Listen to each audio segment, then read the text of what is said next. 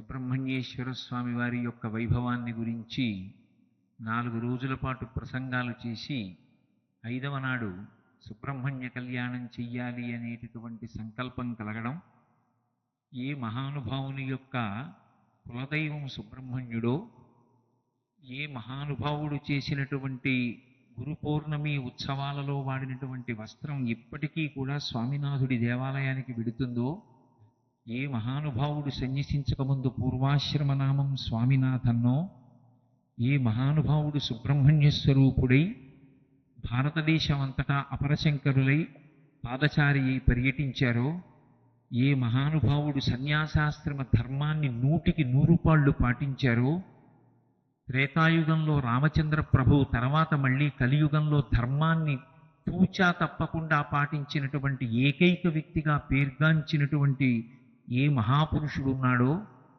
అటువంటి కంచికామకోటి పీఠాధిపత్యం వహించినటువంటి ప్రాతస్మరణీయులు అపర శివావతారులు, ఈ భూమి మీద వెలిసినటువంటి వేరొక శంకర భగవత్పాదుల యొక్క అవతారమైనటువంటి శ్రీ శ్రీ శ్రీ చంద్రశేఖరేంద్ర సరస్వతి మహాస్వామి వారి యొక్క సేవలో ధరించినటువంటి వారు సముద్రాల కృష్ణమూర్తి గారు. వారు స్థాపించి నిర్వహిస్తున్నటువంటి కామకోటి సేవా ట్రస్టుతో కలిసి శ్రీ గురువాణితో కలిపి ఈ సుబ్రహ్మణ్య వైభవం అనేటటువంటి కార్యక్రమాన్ని చెయ్యడం అన్ని విధాలా ముదావహంగా ఉంటుంది అని నిర్ణయం చేసి ఈ సుబ్రహ్మణ్య వైభవం మీద ప్రవచన కార్యక్రమాన్ని ఇవాల్టి రోజు ప్రారంభించడం జరుగుతోంది. మనకి సుబ్రహ్మణ్యావతారంలో వచ్చినంత ఉత్కంఠ, సుబ్రహ్మణ్యావతారం రావలసినంత అవసరం, దానికోసం 33 కోట్ల మంది దేవతలు కూడా ఎంత ఎదురు చూశారో, ఎన్ని మలుపులు తిరిగిందో, అన్ని మలుపులు తిరిగినటువంటి కథావృత్తాంతంతో కూడినటువంటి సందర్భము బహుశः వేరొకటి లేదు. వాల్మీకి మహర్షి శ్రీరామాయణ రచన చేసినప్పుడు 24,000 శ్లోకములలో రచన చేశారు. అంత రచన చేసినటువంటి మహర్షి రామాయణంలో ఏ ఘట్టానికి కూడా ఫలశ్రుతి చెప్పడానికి ఇచ్చగించలేదు. బహుకొద్ది సందర్భాలకి మాత్రమే ఫలశ్రుతి చెప్పారు. అలా చెప్పినటువంటి వాటిలో గంగావతరణం, షణ్ముఖోత్పత్తి అంటే సుబ్రహ్మణ్య జననం ఒకటి. కుమార సంభవాన్ని కాళిదాస మహాకవి రచించినప్పటికీ ఇప్పటికీ పెద్దలు షణ్ముఖోత్పత్తి గురించి పారాయణ చేయవలసి వస్తే బాలకాండలో రామాయణంలో చెప్పినటువంటి షణ్ముఖోత్పత్తినే పారాయణ చేస్తారు. సుబ్రహ్మణ్యోత్పత్తి గురించి వినడం ఎంత గొప్పదిగా పెద్దలు నిర్ణయం చేశారు అంటే, ఒకవేళ గర్భిణి అయినటువంటి స్త్రీ కడుపులో ఉన్నటువంటి పిల్లవాడు జన్మజన్మాంతరమైనటువంటి సంస్కార బలం చేత ఏదైనా విశేషమైనటువంటి పాపాలు అనుభవించడానికి ఇక్కడ జన్మ స్వీకరించడానికి వచ్చినా, వాడు జన్మించిన కారణం చేత తల్లిదండ్రులు బాధపడవలసినటువంటి సందర్భం ఏర్పడుతున్నా, లోపల ఉన్నటువంటి గర్భస్థమైన పిండమును కూడా సంస్కరించగలిగినటువంటి శక్తి ఉన్న ఏకైక ఆఖ్యానలుగా చెప్పబడినది సుబ్రహ్మణ్యోత్పత్తి ఒక్కటే. అందుకే ఇప్పటికీ గర్భిణీ స్త్రీలందరూ కూడా సుబ్రహ్మణ్యోత్పత్తిని వింటారు. అథవా కొంచెం సంస్కృతం వచ్చిన వాళ్ళైతే బాలకాండలోంచి ఆ షణ్ముఖోత్పత్తిని అంతటినీ కూడా పారాయణ చేస్తారు. అదేం పెద్ద విశేషమైనటువంటి సర్గలతో ఉండదు. 2-3 సర్గలలో ఉన్నటువంటి ఆ విషయాన్ని పారాయణ చేస్తారు. ఇప్పటికీ సుబ్రహ్మణ్యేశ్వర స్వామి వారి యొక్క వైభవం, వారికి సంబంధించినటువంటి విశేషాలకి లోకంలో ఎంత ప్రాధాన్యత ఉన్నది అంటే, వ్యాధులను నయం చేయడం దగ్గర నుంచి సంచితంగా వస్తున్నటువంటి పాప రాశిని దగ్ధం చేయడం వరకు సుబ్రహ్మణ్య వైభవం వినడం, సుబ్రహ్మణ్యుని మీద ఉన్నటువంటి స్తోత్రాల్ని చదవడం విశేషమైనటువంటి ప్రాధాన్యతని సంతరించుకుని ఉన్నాయి. బహుశः సుబ్రహ్మణ్యోత్పత్తిలో వచ్చినన్ని మలుపులు, కథలో ఏర్పడినటువంటి ఉత్కంఠ, అన్నింటిని కలపవలసినటువంటి అవసరం బహుశः ఇంకా దేని విషయంలోనూ జరగలేదు. ఒక్క సుబ్రహ్మణ్యోత్పత్తి యందు మాత్రమే అన్ని మలుపులు తిరిగింది. అటువంటి సుబ్రహ్మణ్యోత్పత్తికి ముందు చాలా పెద్ద నేపథ్యం నడిచింది. పరదేవత యందు విశేషమైనటువంటి లక్షణం ఒకటి ఉంటుంది. ఆమె మహాపతివ్రత. ఆమె ఎన్నడూ కూడా భర్తని విడిచిపెట్టి ఉండేటటువంటి లక్షణం ఉన్నది కాదు. నిత్యానపాయని. ఎప్పుడెప్పుడు భగవంతుడు అవతార స్వీకారం చేస్తే అప్పుడప్పుడు తల్లి కూడా అవతార స్వీకారం చేస్తూ ఉంటుంది. ఆమె ఎంతమందికైనా కుమార్తెగా వస్తుంది. అసలు యథార్థం చెప్పాలి అంటే ఏ కుటుంబంలో ఆడపిల్ల ఉన్నా ఆమె పరదేవత యొక్క స్వరూపిణియే. అందుకే శ్రీరామాయణంలో కన్యాదానం చేసేటప్పుడు వాడినటువంటి శ్లోకం ఈ లోకంలో ఎప్పుడు ఎవరు కన్యాదానం చేసినా వాడేటటువంటి మాటలతో కూడుకున్నదై మాత్రమే ఉంటుంది. అటువంటి అమ్మవారు ఎంతమందికైనా కూతురుగా రావడానికి అంగీకరిస్తుంది. అందుకే ఆవిడ అనుగ్రహించినప్పుడల్లా ఎందరినో తరింప చేయడానికి వాళ్ళకి కూతురుగా వచ్చింది. ఒకప్పుడు కాత్యాయన మహర్షికి కూతురై కాత్యాయని అన్న పేరుతో వచ్చింది. భృగువుకి కూతురై భార్గవి అని పేరు పెట్టుకుంది. జనక మహారాజుకి కూతురై జానకి అని పేరు పెట్టుకుంది. దక్ష ప్రజాపతికి కూతురై దాక్షాయణి అయింది. హిమవంతునికి కూతురై హైమవతి అయింది. ఎంతో మందికి కుమార్తెగా వచ్చింది. కానీ ఎన్ని అవతారములు స్వీకరించినా ఆమెకి భర్త మాత్రం పరమేశ్వరుడు మాత్రమే. అసలు ఆ స్థానంలో ఏ పురుషుడైనా ఊహ చేసి నేను మగవాడినన్న భావనతో నిలబడితే అమ్మవారి కన్నులలో రౌద్రరసం కనపడుతుంది అని చెప్పారు శంకరాచార్యుల వారు. అమ్మ కన్ను ఎరుపెక్కడం అన్న మాట ఉండదుగా. కానీ అమ్మ కన్నులు ఎరుపు ఎందుకు ఎక్కుతాయి అంటే నేను మగవాడినన్న భావనతో వెళ్ళి పరదేవత ముందు ఎవరైనా నిలబడితే అమ్మ కన్నులలో ఎరుపు రంగు కనపడుతుందిట. శివే శృంగారార్ధ్ర తదితరజని కుత్సనపరా అన్నారు. నేను మగవాణ్ణన్న భావనతో ఆమె ముందు ఎవరైనా నిలబడితే ఆమె కన్నులు ఎర్రబడతాయి. అదే మమ జనని వైజనని దృష్టి సకరుణ అంటారు శంకరులు. అమ్మా నేను నీ కుమారుణ్ణమ్మా అన్న భావనతో వెళ్ళి నిలబడిన వారిని చూస్తే అమ్మ కన్నులలోంచి కారుణ్యం ఒలుకుతుందిట. నా బిడ్డడు అని అంత ప్రేమ చూపిస్తుంది. ఎన్ని అవతారములెత్తినా ఆ తల్లికి భర్త మాత్రం పరమేశ్వరుడు మాత్రమే. ఆ స్థానమునందు వేరొకరు చేరడం అనేటటువంటి మాట లోకంలో ఉండనే ఉండదు. అంతటి మహాపతివ్రత. అటువంటి తల్లి ఒక్కొక్కచో భక్తికి పరవశించి అవతార స్వీకారం చేసింది. మనకి ఆర్షవాంగ్మయం మొత్తం మీద అమ్మవారు అత్యంత బాధతో అవతార పరిసమాప్తి చేసినటువంటి ఒకే ఒక్క ఘట్టం ఒకటి ఉన్నది. అదే సతీదేవిగా ఆమె అవతార పరిసమాప్తి చేసింది. అలా అవతార పరిసమాప్తి చెయ్యడానికి కారణం ఆమె భర్తని నిందించడమే. లోకంలో ఒక అతిపోకడ ఒకటి ఉంటుంది. మహాత్ములైన వారితోటి పరమేశ్వరుడితోటి కూడా దేహబంధుత్వాలు పొందగలిగినటువంటి అదృష్టం ఎందుకు కలుగుతుంది అంటే ఆ తల్లి అనుగ్రహించి ఒకరికి కూతురుగా వచ్చింది కాబట్టి ఆ కూతురికి తండ్రి అనిపించుకున్నవాడు ఆమెని పరమేశ్వరుడికి కన్యాదానం చేసేయాలి. ఎందుకంటే ఆమె భర్తృస్థానంలోకి పరమేశ్వరుడే వస్తాడు కనుక. అది తాను తరించడానికి మార్గం అనుకోవాలి తప్ప నేను పరమేశ్వరుడికి మామగారిని విర్రవీగితే లేనిపోని పోకడలు ఏర్పడతాయి. దక్ష ప్రజాపతి విషయంలో అటువంటి ప్రమాదమే ఏర్పడింది. నాకు పార్వతీదేవి కుమార్తెగా వచ్చింది. ఆమె నా కుమార్తె కనుక నేను పరమశివుడికిచ్చి వివాహం చేశాను. పరమేశ్వరుడు నా అల్లుడు కాబట్టి నన్ను చూస్తే లేచి నిలబడాలి, నాకు నమస్కారం చెయ్యాలనుకున్నాడు. దేహబంధుత్వాన్ని ఆలోచించాడు తప్ప పరమశివుని యొక్క వైభవాన్ని, పరమశివుడు అల్లుడవడానికి కారణం పరదేవత తనని అనుగ్రహించి తనకి కుమార్తెగా రావడం అనేటటువంటి ప్రాథమికమైన విషయాన్ని విస్మరించాడు. ఈ క్రోధం కడుపులో పెట్టుకున్నటువంటి కారణం చేత ఒకానొకప్పుడు పరమశివుడికి దక్ష ప్రజాపతికి మధ్య చిన్న వైరం ప్రబలింది. అందులో పరమశివుడు ఎన్నడూ కూడా ఎవరి మీద వైరం పెట్టుకునేటటువంటి మనస్తత్వం ఉండదు. ఎందుకంటే అది ఆయన యొక్క గాంభీర్యం. లోకాలకు తండ్రి అయినటువంటి వాడికి ఎక్కర్లేని భావాలన్నీ ఎందుకు చేరుతాయి? అందుకే ఆయన మనసులోకి చేరలేదు. కానీ పరమశివుణ్ణి ఎలాగైనా అవమానించాలని కక్ష కడుపులో పెట్టుకున్నటువంటి దక్ష ప్రజాపతి నిరీశ్వర యాగాన్ని సంకల్పం చేశాడు. ఈశ్వరుడికి హవిస్సు లేకుండా నేను యజ్ఞాన్ని చేస్తాను అన్నాడు. ఆ యజ్ఞం ప్రారంభం చేశాడు. భర్తని నిగ్రహించి నేను వెళ్ళి తీరుతానని అనేకమైనటువంటి ధర్మపన్నాలు చెప్పి అమ్మవారు ఆ యజ్ఞానికి వెళ్ళింది. పైకి చూడడానికి అలా భర్తని తిరస్కరించి వద్దు వెళ్ళవద్దు, అక్కడికి వెడితే అవమానపడతామని శివుడు చెప్పినా కూడా ఎందుకు వెళ్ళింది అని అనుమానం వస్తుంది. కానీ యజుర్వేదంలో దానికి సంబంధించి ఒక రహస్యం చెప్తారు. శివా విశ్వస్య భేషజీ, శివా రుద్రస్య భేషజీ అని. లోకం తప్పు మార్గంలో నడుస్తుంటే అమ్మవారు లోకాన్ని శిక్షింపచేయడానికి శివుణ్ణి రుద్రుణ్ణి చేస్తుంది. లౌకికంగా కూడా బిడ్డలు తప్పు మార్గంలో ఉంటే అమ్మ తన భర్త అయినటువంటి వాణ్ణి బాగా ఉత్తేజం పొందేటట్టుగా బిడ్డలు చేస్తున్నటువంటి దోషాలు చెప్పి తండ్రికి కోపం వచ్చి బిడ్డల్ని 4 దెబ్బలు కొట్టేట్టుగా చేస్తుంది. అలా చెయ్యడం కేవలం కారుణ్యం. అలా తండ్రి 4 దెబ్బలు వేస్తే తప్ప పిల్లలు సక్రమమైన మార్గంలో ఉండరు. తండ్రికి కోపం రావడానికి కారణము ఆయన భార్య అంటే బిడ్డల తల్లే. మళ్ళీ ఆయన ప్రసన్నుడవడానికి కారణము ఆమెయే. మళ్ళీ ఆయన్ని శాంతపరిచేది ఆవిడే.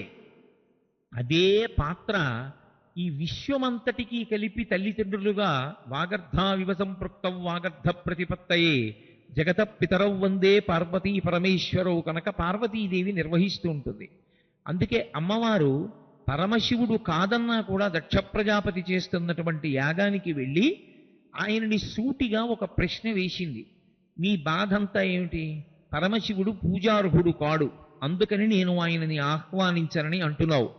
పరగ చితాస్తి భస్మ నృకపాల జటాధరుడున్ పరేత భూచరుండు పిశాచయుక్తుడని శిర్వునమంగళుగా తలంపరెవ్వరున్ ఒక్క నీవు తప్ప.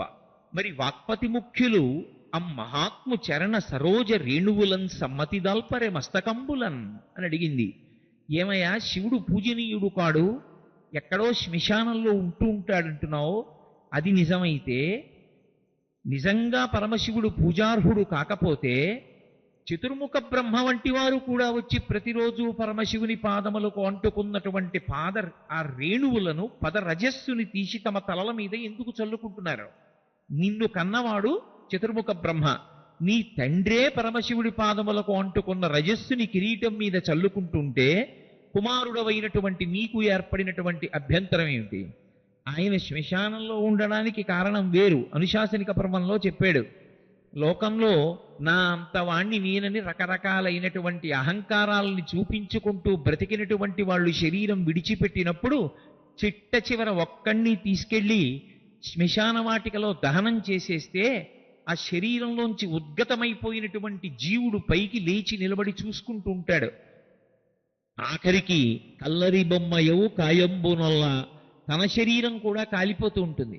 జీవుడు సూక్ష్మ శరీరంతో నిలబడి వెళ్ళిపోతున్నటువంటి కొడుకుని బంధువుల్ని చూసి ఇప్పుడు నన్ను ఆదుకునే వాళ్ళెవరని ఒంట్లో ఓపికన్నప్పుడు ఒక్కసారి భగవన్నామం చెప్పలేదు, ఓ ఆలయానికి ప్రదక్షిణం చేయలేదు, ఒకరికి ఉపకారం చేయలేదని తల్లడిల్లుతుంటే నేనున్నానని సహాయపడేవాళ్ళు, నేనున్నానని భుజం తట్టేవాళ్ళు లేక చచ్చినవాడు చచ్చి చచ్చి ఏడుస్తుంటే వాణ్ణి ఓదార్చడానికి పార్వతీ నేను అక్కడ ఉన్నానని చెప్పాడు శంకరుడు. అంతటి ఉదారుడైనటువంటి శంకరుడు ఎందుకున్నాడో చతుర్ముఖ బ్రహ్మగారికి తెలియదా? బ్రహ్మగారు ప్రార్థన చేస్తే వెళ్ళి అక్కడ ఉన్నాడు. అటువంటి మహాత్ముణ్ణి నింద చేశావే. పరమశివుని భార్యనైనటువంటి నేను శివనిందని వినను. ఈ శరీరంతో చెవులతో విన్నాను. ఏ శరీరంతో నేను విన్నానో ఆ శరీరం నీకు కుమార్తెగా వచ్చాను. నీకు కుమార్తెగా వచ్చి నీకు విశేషమైన కీర్తి కట్టపెట్టి నీ పేరు మీద నా పేరు ఉంచుకున్నాను, దక్షుని కుమార్తె దాక్షాయణి అని. ఇప్పుడు నేను ఈ శరీరంతో లోకంలో తిరిగితే చూసిన వాళ్ళందరూ ఈమె దాక్షాయణి దాక్షాయణి అంటారు. అన్నప్పుడు నాకు నీవు జ్ఞాపకానికి వస్తావు. నువ్వు నా భర్తని చేసిన నింద జ్ఞాపకానికి వస్తుంది. నా భర్తృ నింద చేసినటువంటి నీ కుమార్తెగా ఉండడానికి నేనిక ఇష్టపడను అని నరుడు అజ్ఞానమునన్ భుజించిన జుగుప్సంబైన ఎన్నంబు సయ్యన వెళ్ళించి పవిత్రుడైన గతి మహాత్ము దుష్టాత్ముండవై నిందించిన హేయభాజనమైన ఈ శరీరమున్ విడిచి భాస్వచ్యుద్ధి ప్రాపించదన్ అంది. దుర్మార్గుడవై పరమశివుణ్ణి నింద చేశావు. ఆ నిందావాక్యములను ఈ చెవులతో విన్నాను. అందుకే నేను ఇక దాక్షాయణిగా ఉండదలుచుకోలేదని ఆమె తుట్టతుట తీర్పు ఒకటి లోకానికి ప్రకటించింది శరీరాన్ని విడిచిపెట్టే ముందు. శివోభవోద్దేష్టి శివం శివేతరహ అంది. శివుణ్ణి ద్వేషిస్తే శుభాలు కలగమంటే ఎక్కడి నుంచి కలుగుతాయ్యా? కలగవు అని చెప్పి యోగాగ్ని రగల్చి ఆమె శరీరాన్ని విడిచిపెట్టేసింది. అప్పటి వరకు ఆయన శివుడు పరమ ప్రశాంతంగా ఉన్నాడు. అందుకోసమే ఆమె వెళ్ళింది గాడి తప్పిన లోకాన్ని శిక్ష వేయించడానికి. ఎప్పుడైతే శివుడు ఆమె సతీదేవిగా శరీరాన్ని విడిచిపెట్టింది, సతీ అన్న మాటకు అర్థం భర్త శరీరాన్ని విడిచిపెడితే ఆ మాట విని ఉండలేక ఆయనతో పాటే శరీరాన్ని విడిచిపెట్టడం. పూర్వం ఒక ఆచారం ఉండేది సతీ అని, కానీ అది ఎంతవరకు మంచిది ఎంతవరకు చెడ్డది అన్న దాని మీద ఇప్పుడు నేను చర్చ చెయ్యట్లేదు. కానీ సతీదేవిగా భర్తృ నింద విన్నంత మాత్రం చేత ఆమె శరీరాన్ని విడిచిపెట్టేసింది. ఎప్పుడైతే ఈ మాట పరమశివుడికి తెలిసిందో అప్పటి వరకు పరమ ప్రశాంతమూర్తి అయి మంగళమూర్తి అయి కూర్చున్నటువంటి శివుడు ఒక్కసారి రుద్రుడయ్యాడు.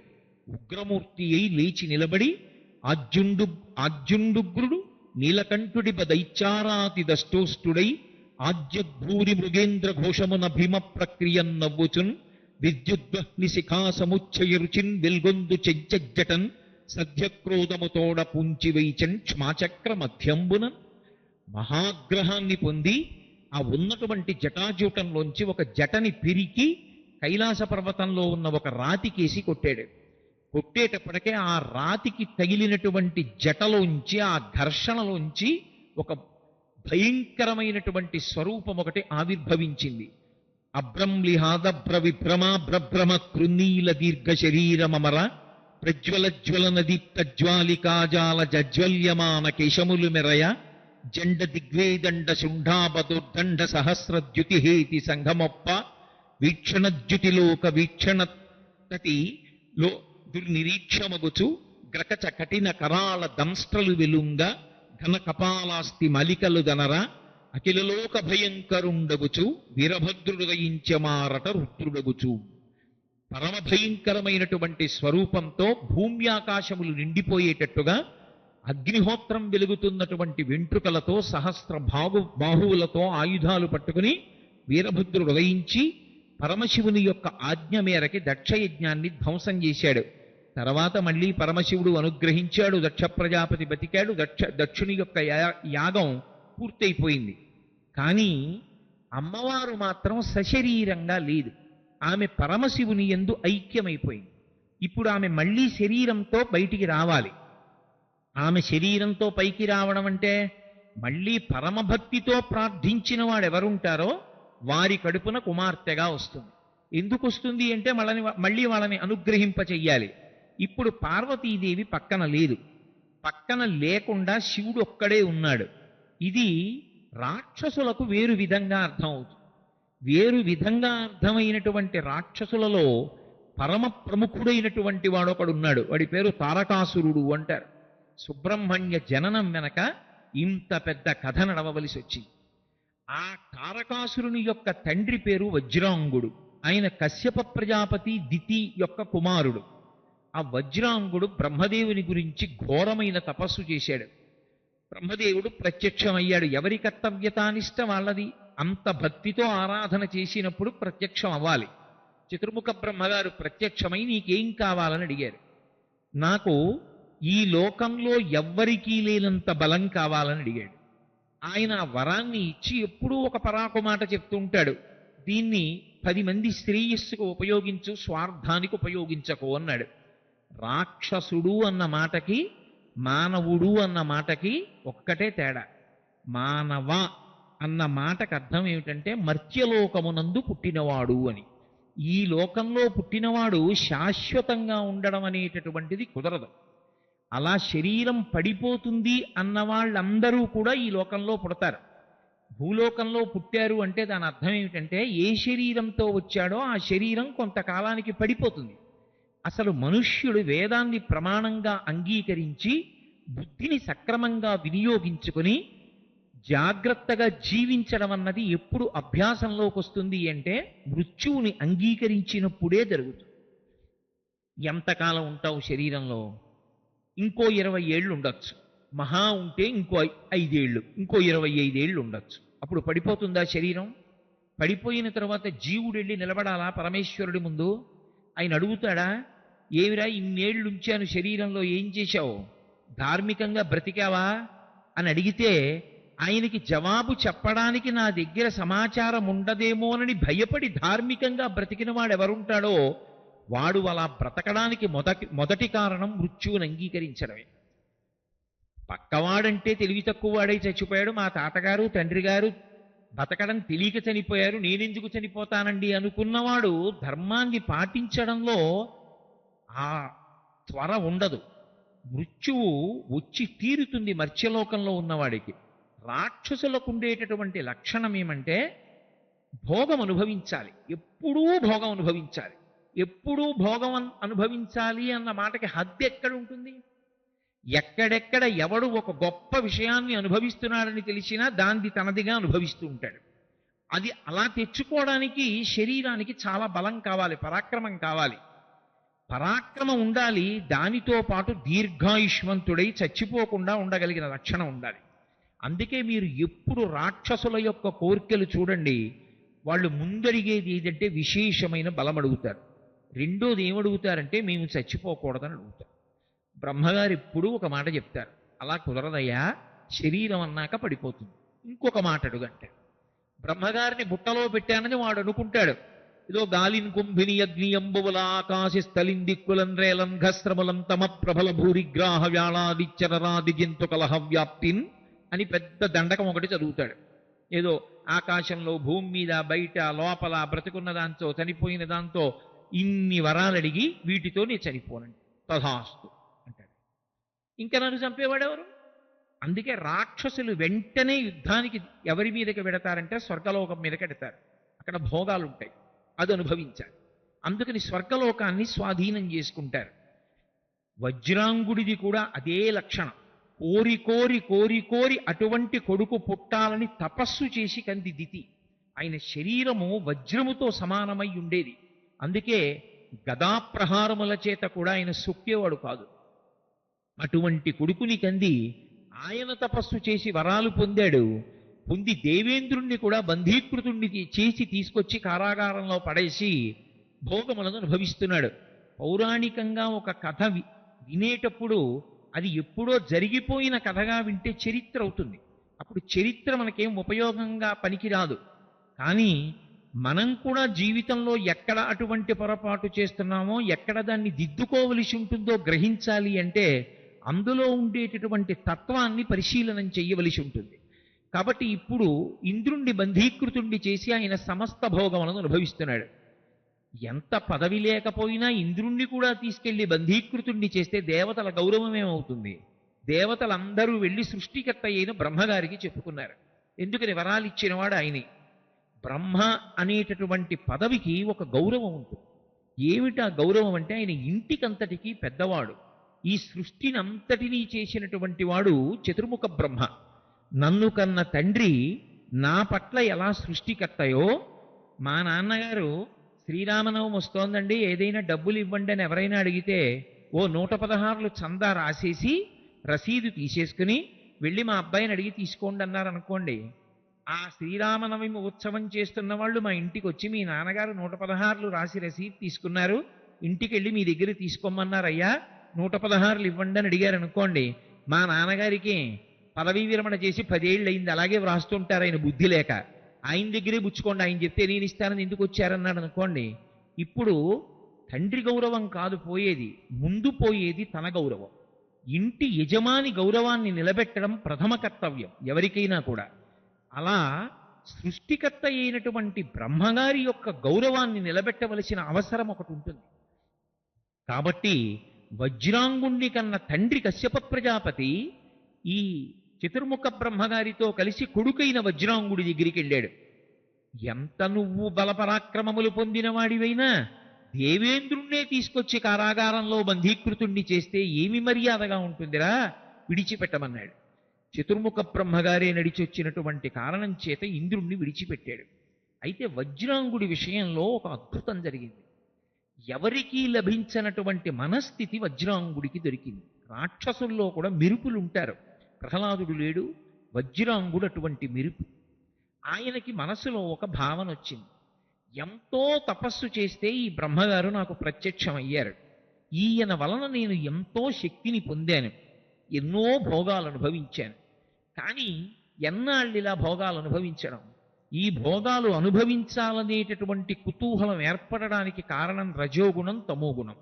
సత్వగుణం నా యందు ప్రకాశించి ఉంటే నాకు ఇన్ని కోరికలు ఉండేవి కావు. అసలు ఏ కోరిక లేకుండా ప్రశాంతంగా కూర్చోవడంలో ఉన్న తృప్తి అన్ని కోరికలు అనుభవించడంలో ఎక్కడుంది? అదొక సుడిగాలి. కాబట్టి నాకు ప్రశాంతత కావాలి. ఆ శాంతికి కారకం కోరికలు లేని స్థితి. ఆ కోరికలు లేని స్థితి ఏర్పడడానికి కారణం సత్వగుణం వృద్ధిలోకి రావడం. నా యందు సత్వగుణం ఉండట్లేదు, ఎందుకంటే ఉపాధి రాక్షస ఉపాధి, నేను తినే ఆహారం అటువంటిది అని బ్రహ్మగారిని వరమడిగాడు. మీరు వచ్చారు, గౌరవించి నేను విడిచిపెట్టాను ఇంద్రుణ్ణి, మీరు నాకొక్క వరం ఇవ్వండి. ఇకపైన నా బుద్ధి కేవలము సత్వమును మాత్రమే ఆశ్రయించి ఉండాలి. నాకు ఏ కోరిక ఉండకూడదు, నేను ఎవరి జోలికి వెళ్ళకూడదు. నేను ప్రశాంతంగా భగవంతుని యొక్క పాదములను స్మరిస్తూ జీవితం గడిపోయారు. చతుర్ముఖ బ్రహ్మగారు చాలా సంతోషించారు. ఒక రాక్షసుడికి ఇంత మార్పు వచ్చింది. చాలా ఆనందించి, నీకు వరం ఇస్తున్నాను, నువ్వు పరమసత్వంతో జీవిస్తావు, ఇక పైన ఎవరి జోలికి వెళ్ళవు. శాంతి అంతా నీలోనే ఉంది. శాంతి బయటకెడితే దొరికేది కాదు. అది వజ్రాంగుని యొక్క వృత్తాంతం మనకి తెలియచేస్తుంది. శాంతి కొరకు బయట తిరిగినంత కాలం శాంతి ఉండదు. లోపలే ఉన్నటువంటి శాంతి అనుభవించడం అలవాటైతే అదే శాంతికి కారణం. ఏది ఉంటే శాంతి అని అడిగారు అనుకోండి, అసలు శాంతి అన్న మాట ఉండదు. అసలు నాకు ఏది లేదు అన్న ప్రశ్న ఒకటి వచ్చిందనుకోండి, శాంతి తప్ప వేరొకటి ఉండదు. ఈశ్వరుడు ఇచ్చిన ఏదైనా ప్రసాద బుద్ధితో స్వీకరించగలిగాడు అనుకోండి, శాంతి తప్ప వేరొకటి ఉండదు. అయితే మీరు నన్ను ఒక ప్రశ్న ఇయ్యచ్చు, నీకు జీవితంలో అంతా వడ్డించిన విస్తరేమో అందుకు అలా అంటుంటావేమో, సమస్యలు ఉంటాయి కదా, మరి సమస్యలున్నా కూడా శాంతిగా ఉండడం సాధ్యం అవుతుందా అని. అలా ఉండగలిగిన వాళ్ళు ప్రసాద బుద్ధి చేత ఉంటారు. ఇది ఈశ్వర ప్రసాదము అని స్వీకరిస్తారు. వైద్యుడి దగ్గరికి ఎడతాం, రోగం తగ్గడానికి ఒక ఔషధాన్ని ఇస్తాడు, అది పరమచేదుగా ఉంటుంది, అయితే మాత్రం పుచ్చుకోవా? రోగం తగ్గడానికి చేదుగా ఉన్న ఔషధాన్ని ఎలా సేవిస్తావో అలా మనశ్శాంతికారకమై నువ్వు ప్రశాంతంగా ఉండి భగవంతుడి పాదములు పట్టుకుని మళ్ళీ ఇటువంటి సమస్యల సుడిగుండంలో చిక్కుకోకుండా ఉండాలంటే తరుణోపాయం ఆయన పాదాలు ఒక్కటే. అలా పట్టుకుని ఈ జన్మలో కర్మఫలాన్ని అనుభవించేస్తే అక్కడతో అక్కడ వదిలిపోతుంది. అలా అనుభవించకుండా అనుభవిస్తూ భగవంతుని పాదాలకి దూరం అయ్యారనుకోండి, మళ్ళీ ఉత్తర జన్మల్లో ఈ చేసుకున్న పాపమే మళ్ళీ కట్టిగుడిపి మళ్ళీ అశాంతి అనుభవించడానికి కారణం అవుతుంది. అందుకే అటువంటి శాంతితో జీవనం చెయ్యాలి అంటే సత్వగుణం లోపల ప్రబలాలి. దానికి భగవంతుడిచ్చిన దేనినైనా సరే ప్రసాదంగా స్వీకరించగలిగినటువంటి లక్షణం ఒకటి సాధన చేత ఉత్పన్నము కావాలి. పెద్దలు ఒక మాట చెప్తుంటారు. ఇద్దరు దేవాలయానికి వెళ్ళారట. ఒక ఆయన భగవంతుడితో అంటున్నాడు, అయ్యా నాకు అనుకూలవతి అయిన భార్యని ఇచ్చావు, ఆ కారణం చేత యజ్ఞయాగాది క్రతువులు చేస్తున్నాను, ఇంటికొచ్చిన నలుగురికి అన్నం పెట్టుకుంటున్నాను, భగవంతుణ్ణి సేవించగలుగుతున్నాను, ఇంత అనుకూలవతి అయిన పత్నినిచ్చిన నీకు నమస్కారం అన్నాడు.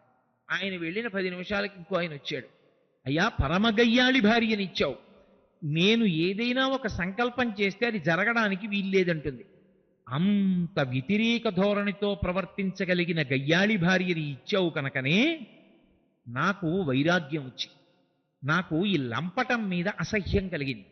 అనుకూలవతినిచ్చి ఉంటే ఆ లంపటంలో తగులుకుని ఎంత పాడైపోయి ఉండేవాణ్ణో, నాకు గయ్యాళి భార్యనిచ్చిన నీకు కృతజ్ఞత. ఆయనది కృతజ్ఞత, ఈయనది కృతజ్ఞత. ప్రసాద స్వీకారమునందుంటుంది. ఈశ్వరుడిచ్చినది ప్రసాదము. ఆ ప్రసాదము రుచి నీకెందుకు? అది ప్రసాదం. ఆ ప్రసాదము వలన నీ కర్మ క్షయమవుతోందని జ్ఞాపకం పెట్టుకో. నాకు మోకాళ్ళ నిప్పులు వచ్చాయనుకోండి, ఈశ్వర ప్రసాదం. ఎందుచేత?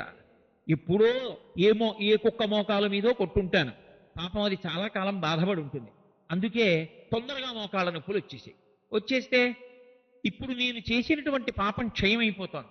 మోకాళ్ళ నిప్పుల్ని ఈశ్వర ప్రసాదంగా స్వీకరించేశాననుకోండి, పరమానందం. ఓ మధుమేహం వచ్చింది, ఈశ్వర ప్రసాదం. అది లేకపోతే నేనే తినేసేవాడిని పళ్ళన్నీ, ఇప్పుడు తెచ్చిన పళ్ళన్నీ సంతోషంగా ఇంకోళ్ళకి ఇవ్వగలుగుతున్నాను, ఈశ్వరా కృతజ్ఞుడు. ప్రసాద బుద్ధితో స్వీకరించిన వాడికి శాంతి ఉంటుంది.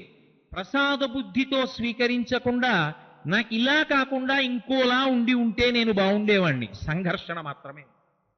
ఇప్పుడు నీకు శాంతి లేదు, శాంతి లేని వాడివి సత్కర్మాచరణం ఎలా చేయగలవు? చాలా కష్టం. అందుకే శాంతికి కారణము బుద్ధి యందు సత్వం అంకురించుట వజ్రాంకుడు నిరూపించాడు. అయితే ఆయన కర్మ ఇంకోలా ఉంది. ఆయన వరకు ఆయన శాంతిని పోగొట్టుకోలేదు. శాంతి యందు బాగా నిలబడ్డాడు అన్న మాటకు అర్థం ఏమిటి? తన శాంతి తాను కోల్పోకుండా ఎవరి కర్మ ప్రకారం వాళ్ళు ఉంటారని నిలబడగలగాలి.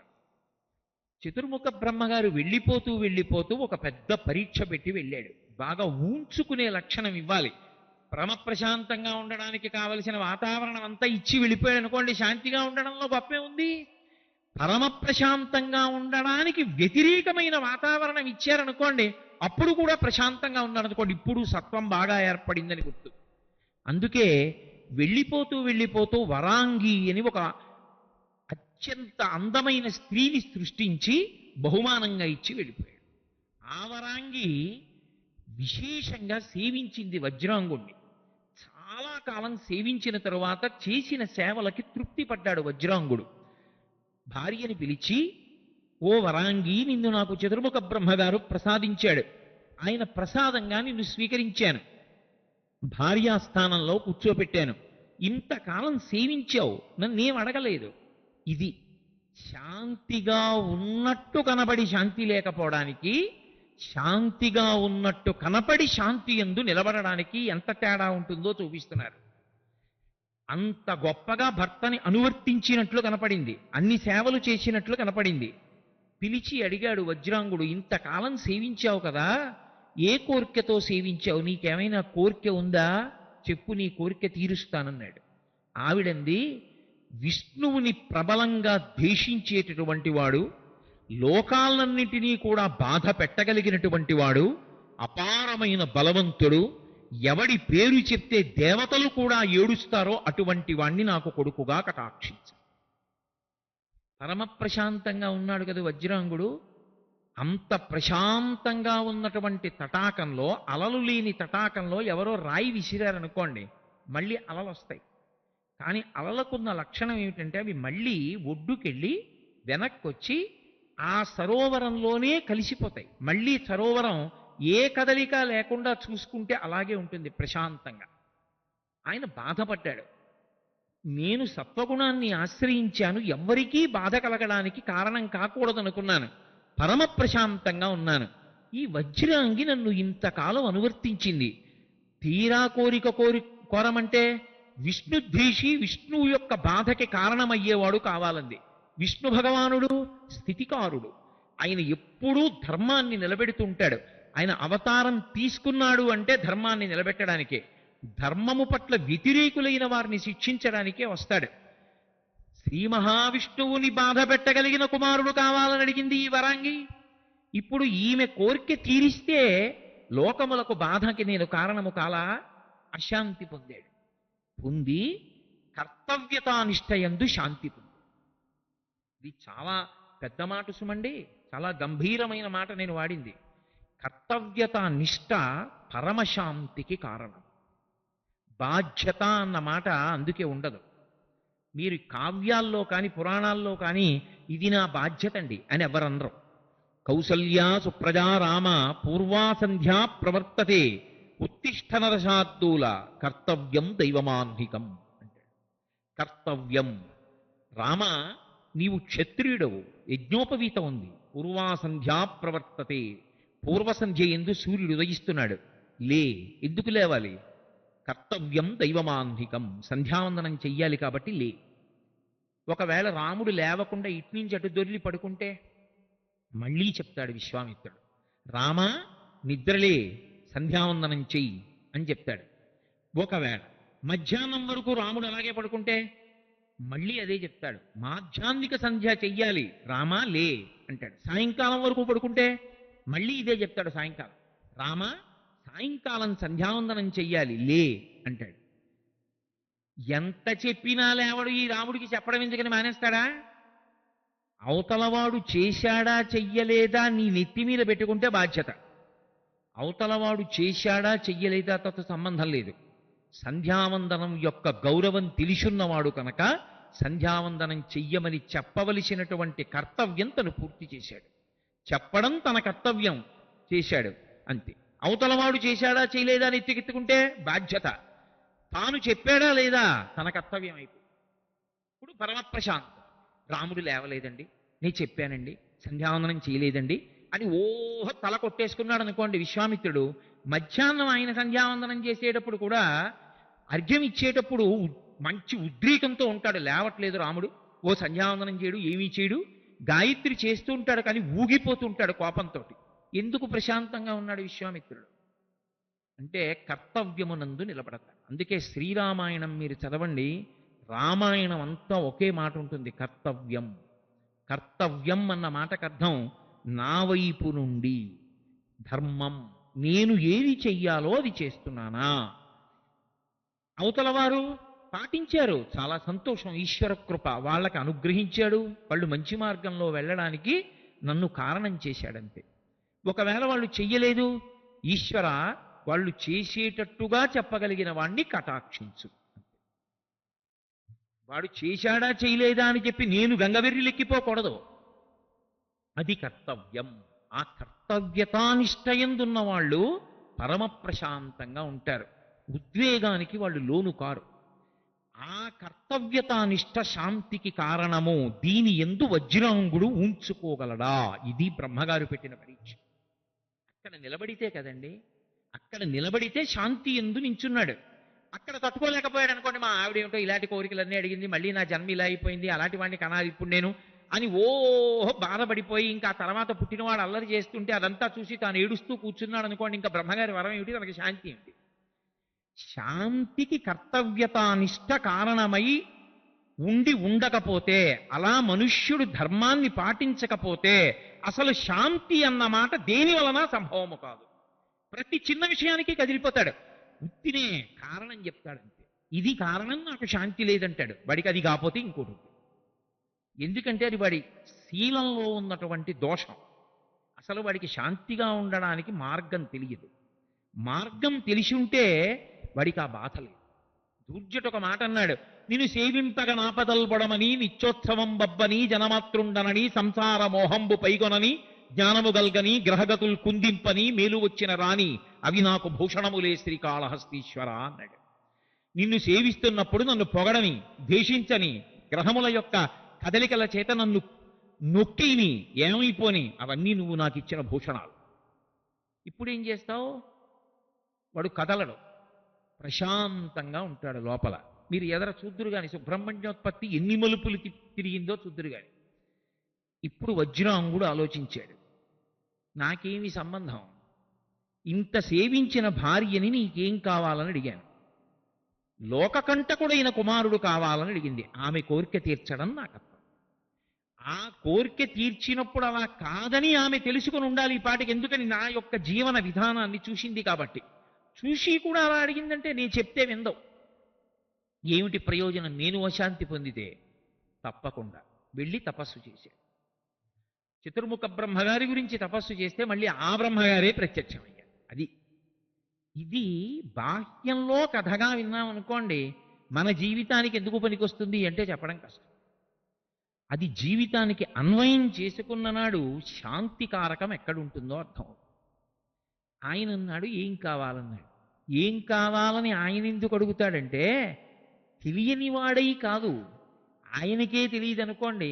తపస్సు చేసిన వాడు ఎందుకు తపస్సు చేశాడో తెలియక ఆయన అడిగితే ఇక పరమేశ్వరుడికి సర్వజ్ఞత్వం అన్న మాట ఎలా అన్వయం అవుతుందండి? కాదు. అలా ఎందుకు అడుగుతాడంటే, అవతలవాడు అడిగితే తప్ప ఇవ్వకూడదు, అదొక లక్షణం ఉంటుంది. లోకంలో ప్రతివాణ్ణి పిలిచి అన్నీ ఇచ్చేయకూడదు.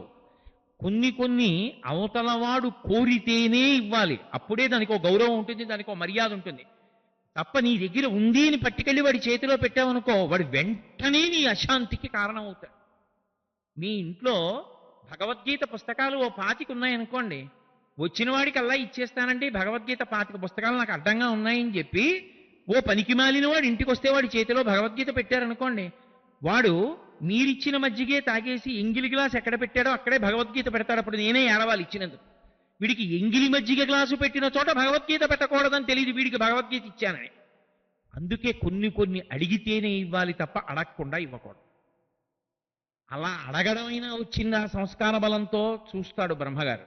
అందుకు అడుగుతాడు ఏం కావాలని. కర్తవ్యతానిష్టతో ఆ అడిగేటప్పుడు బెంగ పెట్టేసుకుని వేళ్ళు విరిచేసుకుంటూ, అయ్యో ఇంతకు ముందు మిమ్మల్ని శాంతి అడిగానండి, ఉన్నానండి, నా కర్మ అండి, మీరు ఆవిడ్ని ఇచ్చారండి, పైకి బాగుందండి, ఇలా అడిగిందండి, ఎందుకు ఇచ్చారండి మీరు నాకు, ఇవేం అనలేదు అంటే కర్తవ్యతానిష్ట యందు నిలబడ్డా లేదా? ఇప్పుడు నా భార్య కోరింది, భర్తగా నా కర్తవ్యం. లోకకంటకుడు, విష్ణువుకి ఖేదకారకుడు, ఆయనని మించినటువంటి బలశాలి లేనివాడు ఒక కుమారుడు కావాలి వరాంగికి, అటువంటి కుమారుణ్ణి అనుగ్రహించమన్నాడు. ఎవరి కర్తవ్యం వాళ్ళది. అయ్యి బాబోయ్, అలాంటి వాడిని ఇస్తే లోకాలు మళ్ళీ పాడైపోవు అని బ్రహ్మగారు అనకూడదు. ఆయన తపస్సు చేశాడు, వరం ఇవ్వాలి. ఎవరి కర్తవ్యం వారిది. కర్తవ్యతానిష్టతో కూర్చున్నవాడికి అసలు అశాంతి అన్న మాట దగ్గరికి చేరదు. ఆయన అన్నాడు తథాస్తు. పుట్టుకొచ్చాడు కొడుకు. వాడు పుట్టగానే ఎన్ని దుర్నిమిత్తములు కనపడాలో అన్నీ కనపడ్డాయి. మనకి కావ్యాల్లో పురాణాల్లో ఈ దుర్నిమిత్తాల్ని వర్ణిస్తారు. యుద్ధాలకు బయలుదేరినప్పుడు, పిల్లలు పుట్టినప్పుడు మనం దాన్ని గబగబా తిప్పేసి చదువుతాం. కానీ యథార్థంగా అవి చాలా సారభూతములై ఉంటాయి. అవి శకున శాస్త్రానికి సంబంధించినటువంటి విశేషాలు. ఏదో అనేకమైనటువంటి శకునములు కనపడ్డాయి. యజ్ఞయాగాది క్రతువులు చేస్తున్నప్పుడు అగ్నిశిఖ పైకి లేచిందనుకోండి, ప్రదక్షిణ పురస్సరంగా తిరుగుతోందనుకోండి అగ్నిశిఖ, ఎవరో యజ్ఞశాలలోకి మహాత్ములు వచ్చారని గుర్తు. మహాత్ములు వస్తే అగ్ని పైకి లేచి తిరుగుతుంది. వామనమూర్తి ఘట్టంలో వామనమూర్తి లోపలికి వచ్చినప్పుడు సుహృతంబులయ్య శిఖులున్ కళ్యాణమిక్క అలమున్నంటాడు బలిచక్రవర్తి. అగ్ని పైకి లేస్తుంది. అగ్ని లోకకంటకుడైనటువంటి వాడు పుడితే ధూమం చేత కప్పబడి అణిగిపోతుంది. ఆవుల యొక్క కన్నుల వెంట నిష్కారణంగా నీరు కారిపోతుంది. నక్కలు నోరు తెరిచి నిష్కారణంగా ఏడిస్తే అగ్నిహోత్రం వాటి నోట్లలోంచి బయటికి వస్తుంది.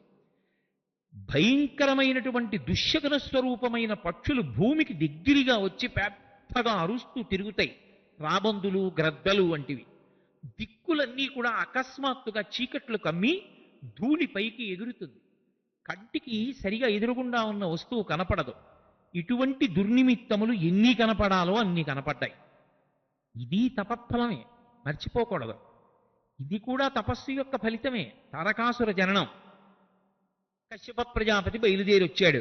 వీడికి తారకాసురుడని పేరు ఉంచుతున్నాను, తారకుడు అని పిలుస్తున్నాను అన్నాడు. తిరిగి పెద్దవాడయ్యాడు. బ్రహ్మాండమైనటువంటి శరీరం. ఎటువంటి వరం కోరాడో దానికి తగిన శరీరం ఉండదండి. అది పెద్ద ఆశ్చర్యమే ఉంది. మహాబలిష్టమైన శరీరం. దీనికి తోడు మళ్ళీ వెళ్ళి తపస్సు చేశాడు. ఈసారి ఎవరిని? అందరూ బ్రహ్మగారి గురించి తపస్సు చేస్తారు. తారకాసురుడు బ్రహ్మగారి గురించి తపస్సు చేయలేదు. పరమశివుడి గురించి తపస్సు చేశాడు. ప్రత్యక్షమయ్యాడు. ప్రత్యక్షమై ఏం కావాలని అడిగాడు. రాక్షస బుద్ధి అని నేను మీతో మనవి చేశాను కదా, దేశకాలములను ఉపయోగించుకుంటాడు. అప్పటికున్న పరిస్థితి మళ్ళీ ఓసారి కథ వెనక్కి వెళ్ళండి. దాక్షాయిణిగా ఉన్నటువంటి అమ్మవారు భర్తృనింద వినలేక మహాపతివ్రతగా శరీరాన్ని విడిచిపెట్టి పరమశివుని యందు ఆ తేజస్సు ఐక్యమై ఉంది. పైకి పార్వతీదేవి లేదు. వాడు ఒక విచిత్రమైనటువంటి కోరికోటి కోరాడు.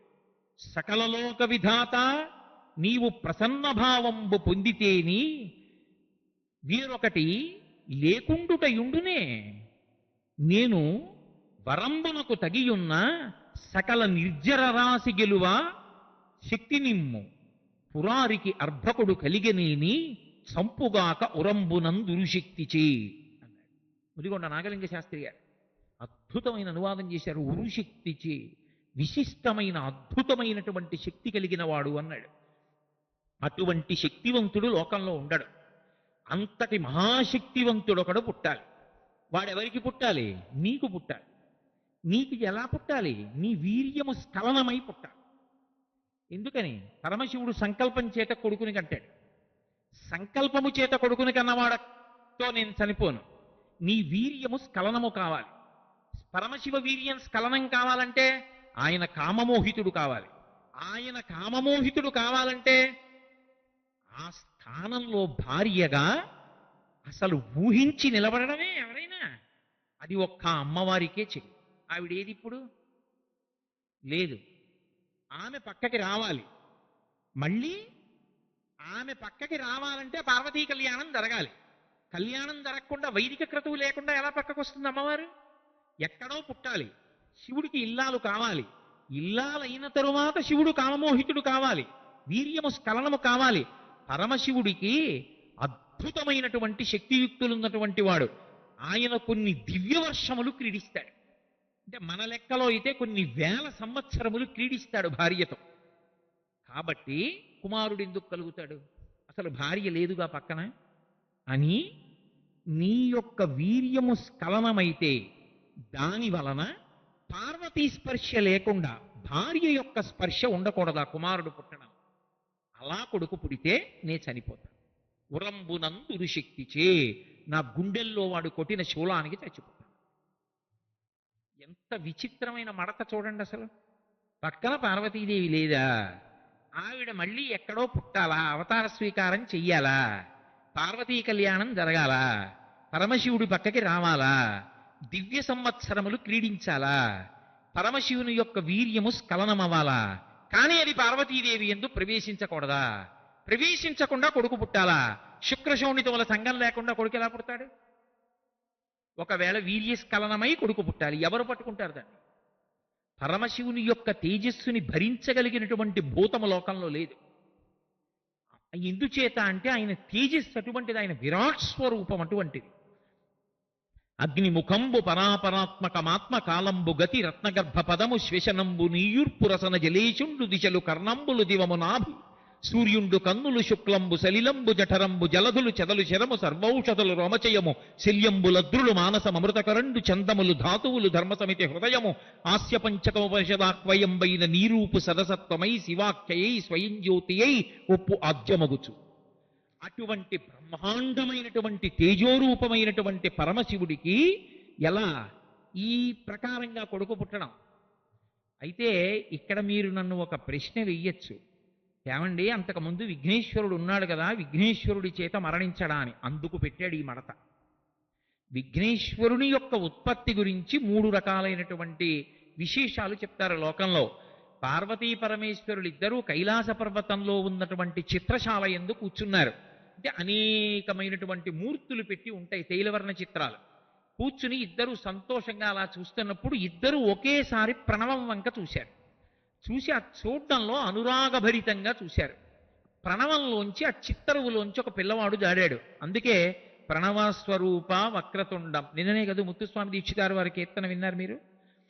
ప్రణవమే విఘ్నేశ్వర స్వరూపంతో కిందకి జారింది. పార్వతీదేవి యొక్క స్పర్శ ఉంది విఘ్నేశ్వరోత్పత్తిలో. ఇద్దరూ కలిసి చూశారు. ఇంకొకసారి అవతార స్వీకారం చేశాడు. చేసినప్పుడు ఆమె తన ఒంటికి ఉన్న పసుపునంతటినీ నలిచి ముద్ద చేసింది. పార్వతీ స్పర్శ ఉంది. మూడవసారి ఇంకొకసారి ఆయన అవతార స్వీకారం చేశాడు. ఎప్పుడు? లలితా సహస్రనామ స్తోత్రంలో ఉంటుంది, కామేశ్వర ముఖాలోక కల్పిత శ్రీ గణేశ్వర మహాగణేశ నిర్భిన్న విఘ్నయంత్ర ప్రహర్షిత. ఆ భండాసురుడు ఆ గణేశ యంత్రాన్ని తీసుకొచ్చి అమ్మవారి సైన్యంలో పడేశాడు. పడేసినప్పుడు ఆ యంత్రాన్ని పాడు చెయ్యాలి అంటే మళ్ళీ మహాగణేశ్వరుడు పుట్టాలి. అమ్మవారు ప్రసన్నంగా ఓసారి పరమేశ్వరుడి వంక చూసింది. పరమేశ్వరుడు ప్రసన్నంగా అమ్మవారి వంక చూశాడు. ఇద్దరూ విఘ్నేశ్వరుడు పుట్టాలన్న కోరికతో ఇలా చూసుకునేటప్పటికి ఆ చూపుల కలయికలోంచి వచ్చాడు విఘ్నేశ్వరుడు. 3 సార్లు పార్వతీదేవి యొక్క స్పర్శ ఉంది ఆ కొడుకు పుట్టడం. అందుకే వాడు జాగ్రత్త పడ్డాడు. నీ వీర్యము స్ఖలనం అవ్వాలి, కానీ పార్వతీ సంబంధం ఉండకూడదు. ఉండకుండా కొడుకు పుట్టాలన్నాడు. ఎందుకని? నీ వీర్యము స్ఖలనమై కొడుకు అన్నాడు అనుకోండి, చూపుల కలయికనందు కూడా తేజో సంగమం ఉంది కాబట్టి విఘ్నేశ్వరుడు తారకాసుర సంహారానికి కారణమవుతాడు. అందుకని పార్వతీ స్పర్శ ఉండకూడదన్నాడు. అంటే విఘ్నేశ్వరుడు చంపలేడు, చంపకూడదు. అందుకే మీరు విఘ్నేశ్వరుడికి 16 నామాలు ఉంటాయి. సుముఖశ్చైకదంతశ్చ కపిలో గజకర్ణక లంబోదరశ్చ వికటో విఘ్నరాజో గణాధిప ధూమకేతుర్గణాధ్యక్ష పాలచంద్రో గజానన వక్రతుండ శూర్పకర్ణ హేరంబ స్కందపూర్వజ అని స్కందపూర్వజ, సుబ్రహ్మణ్యునికి ముందు పుట్టినవాడు అని ఆ నామం చెప్పడానికి కారణం అదే. ముందు పుట్టిన పార్వతీదేవి యొక్క స్పర్శ ఉన్న కారణం చేత తారకాసుర సంహారానికి ఆయన ఉపయోగపడలేదు కనుక సుబ్రహ్మణ్యుడు పుట్టవలసి వచ్చింది. అందుకని సుబ్రహ్మణ్యుడు పుట్టడానికి కారణమై ముందు పుట్టి కూడా తారక సంహారం చెయ్యనివాడు స్కందపూర్వజ. అంతేగాని ఏదో ఫలానా తమ్ముడికి అన్నగారు అని చెప్పడం కాదు ఆ నామానికి అర్థం. అంత విశేషం ఉంది దాంట్లో. అందుకని ఇప్పుడు విఘ్నేశ్వరుడు చంపడానికి వీల్లేదు. ఇప్పుడు తారకాసురుడికి ధైర్యం. పరమశివుడు తథాస్తు, పరమ సంతోషం, ఇంకంతకన్నా కావలసిందే ఉంది. పరమశివునికి మళ్ళీ పక్కన అమ్మవారు వచ్చి కూర్చునేది ఇప్పుడు, వీళ్ళిద్దరికీ కళ్యాణం ఇప్పుడు, కొడుకు పుట్టేది ఇప్పుడు, తను కోరుకున్న రీతిలో, వాడు వచ్చి తనతో యుద్ధం చేసేది ఇప్పుడు, తాను చచ్చేది ఇప్పుడు. కాబట్టి ఇక నాకు చావి ఎక్కడుంది? కారణం ఇది. పైగా ఇందులో ఒక పెద్ద మడత ఉంది. శివుడికి లోకమంతా బిడ్డలు. అందరూ బిడ్డలైనప్పుడు తండ్రి దగ్గర మాట్లాడకూడని విషయాలు కొన్ని ఉంటాయి. తండ్రి కామము తన భార్య యందు ఉండొచ్చు. మీ సౌలభ్యం కోసం నా మీద పెట్టుకుని నేను తేలిగ్గా అర్థం అవడానికి మాట్లాడాలి అంటే నా భార్య యందు నాకు కామం ఉండొచ్చు. కానీ నా కుమారుడికి మాత్రం ఎప్పుడూ కూడా ఆమె తల్లి భావనతోనే ఉంటుంది. ఆమెని చూడడం పాలు కిందకి వెళ్ళిపోవడానికి కారణమవుతుంది. ఆమె పాల మీద నీళ్లు, నా పాలిట పాల కింద అగ్నికి. ఆమె శివునకు భార్య, కానీ బిడ్డలకు జగజ్జనని.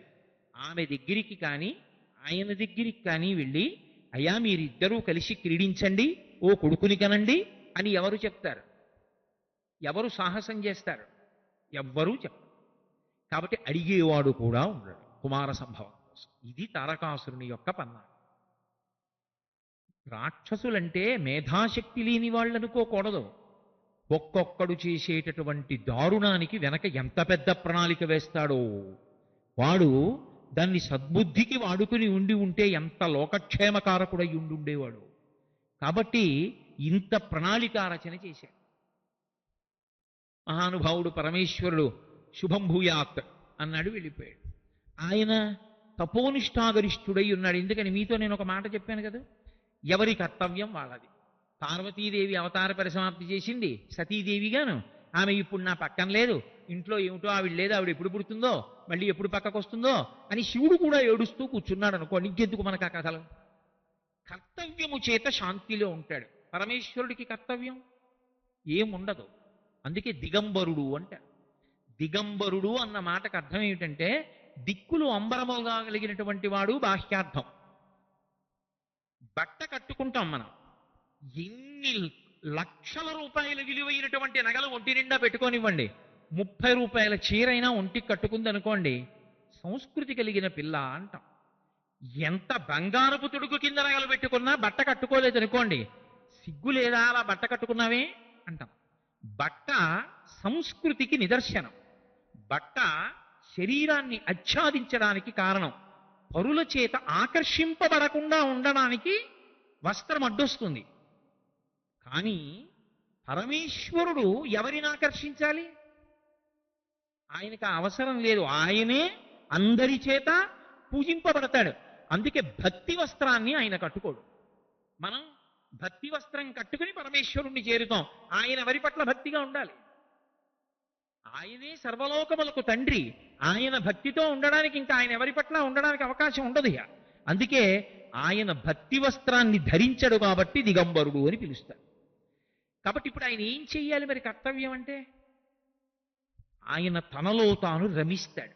తనలోనే ఉన్నటువంటి ఆత్మ అంతటా వ్యాపించి ఉంది కాబట్టి తనలో తాను రమిస్తూ తపస్సు యందు ఉంటాడు. ఇప్పుడు అదే చేస్తాడు. ఇప్పుడు తపస్సులో ఉన్నవాణ్ణి కామము వేపుకి ఎవరు లాగుతారు? ఎలా మరి తారకాసురుడు చావడం?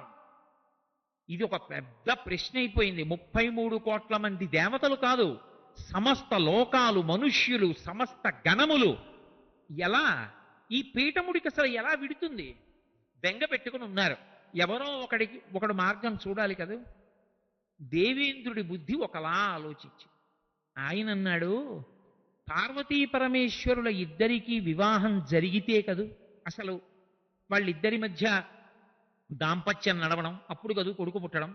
ఆ తర్వాత ఎలా పుడతాడు పక్కన పెట్టండి, శివుడే చూస్తాడు. కానీ అసలు ముందు పార్వతీదేవితో వివాహం జరగాలి. జరిగితే ఆమె ఒక్కతయే పరమశివుని యొక్క వీర్య స్ఖలనమునకు కారణము కాగలదు అని. పార్వతీదేవి పట్ల పరమశివుడు వ్యామోహం పొందాలంటే ఒక్కటే కారణం ఉంది, ముందు అసలు పార్వతీదేవి రావాలి. పరమశివునిలో ఐక్యం అయిపోయి ఉంది కదా. కాబట్టి ఇప్పుడు దేవతలందరూ వెళ్ళి అమ్మవారిని యజ్ఞగుండంలో హవిస్సిచ్చి ప్రార్థన చేశారు. అమ్మా, నువ్వు శరీరాన్ని స్వీకరించాలి అని అడిగారు. ఆవిడ కారుణ్యమూర్తి ప్రత్యక్షమైంది. అయి మీరందరు అడిగారు గనక సనక సనందనాదుల చేత పితరుల యొక్క కుమార్తెలు శాపాన్ని పొందినటువంటి వైనం ఒకటి ఉన్నది కనుక నేను దక్ష ప్రజాపతి కూతురుగా ఉండగా పరమశివుడితో కలిసి హిమవత్పర్వత ప్రాంతమునందు విహరిస్తున్నప్పుడు మేనకాదేవి నాలాంటి కూతురు కావాలని మనసులో కోరుకుంది కనుక నేను మేనకాదేవికి కుమార్తెగా వస్తాను అని అంగీకరించి ఆ తల్లి మేనకా హిమవంతులకు కుమార్తెగా ఆవిర్భవించి, ఇలా ఆవిర్భవించే ముందు ఆమెయే చెప్పింది మేనకా హిమవంతులకు, నేను ఆదిపరాశక్తిని, నేను మీ కడుపున కుమార్తెగా వస్తున్నానని చెప్పింది.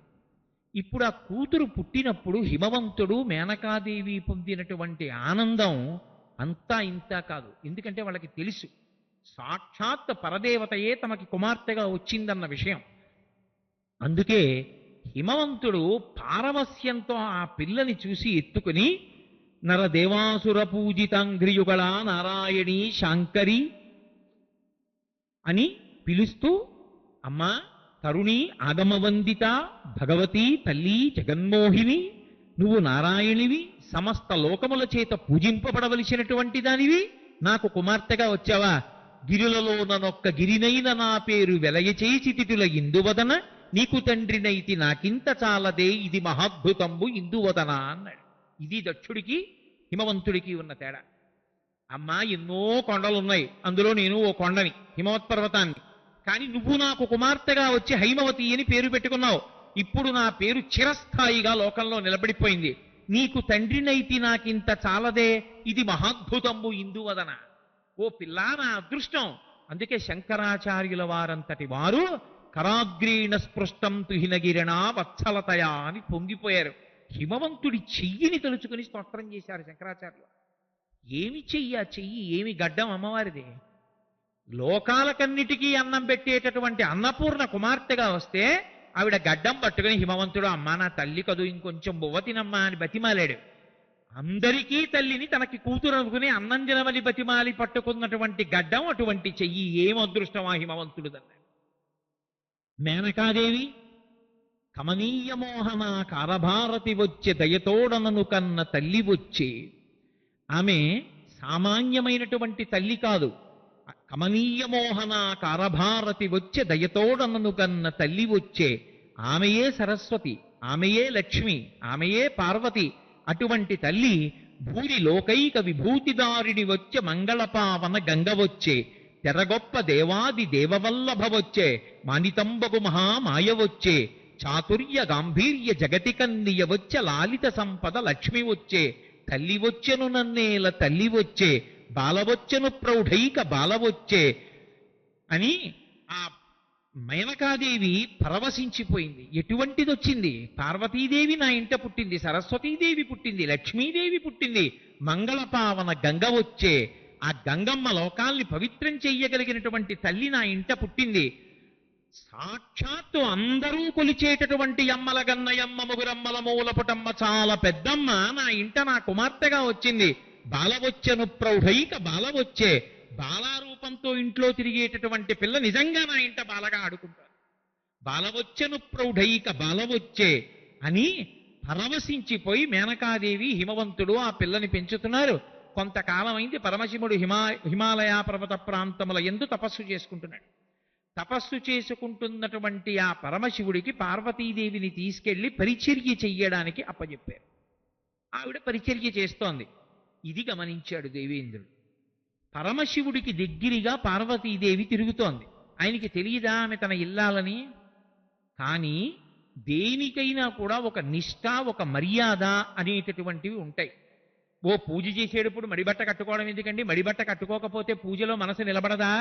అంటే మనసుని నిలబెట్టడానికి ముందు కొన్ని ఉపకరణాలు కావలసి ఉంటాయి. మనసు ఎలా పడితే అలా నిలబడదు. ఆయన ఎక్కడో అమెరికాలో చదువుకుని వచ్చినటువంటి డాక్టర్ గారే కావచ్చు, కానీ గోరు చుట్టూ కొయ్యాలన్నా ఆయన ఒక ప్రత్యేక రంగుతో కూడుకున్నటువంటి బట్టలు వేసుకుంటాడు. ఓ రక్షక భటుడు వీధిలో నించుంటే ఒక రంగు బట్టలు వేసుకోకపోతే వస్తున్న వాహనాలను ఆపలేడా? కానీ ఒక రకమైన వస్త్రధారణ చేసినప్పుడు అందులో ఒక పూనిక కలుగుతుంది. ఓ ఉపన్యాసం చెప్పడానికి వచ్చినప్పుడు నేను ఇలా పంచె కట్టుకోకుండా ఇంకోలా ప్యాంటు చొక్కా వేసుకొస్తే చెప్పలేనా? అలా చెప్పకూడదు. దేన్ని చేస్తున్నప్పుడు దానికి సంబంధించినటువంటి సంప్రదాయ నిష్ట పాటిస్తేనే మనసు అలా లగ్నం. కాబట్టి ఆయన తపస్సు ఎందున్నాడు. తపస్సు ఎందున్నవాడు ఈమె నాకు పూర్వం భార్య అండి, ఇప్పుడు వచ్చిందండి అని దొంగచూపు చూస్తూ ఉండడం, ఆవిడ్ని చూసి మురిసిపోతూ ఉండడం. అలా అయితే పరమశివుడు ఎందుకు అవుతాడు? లోకానికి మార్గదర్శకుడు ఎందుకు అవుతాడు?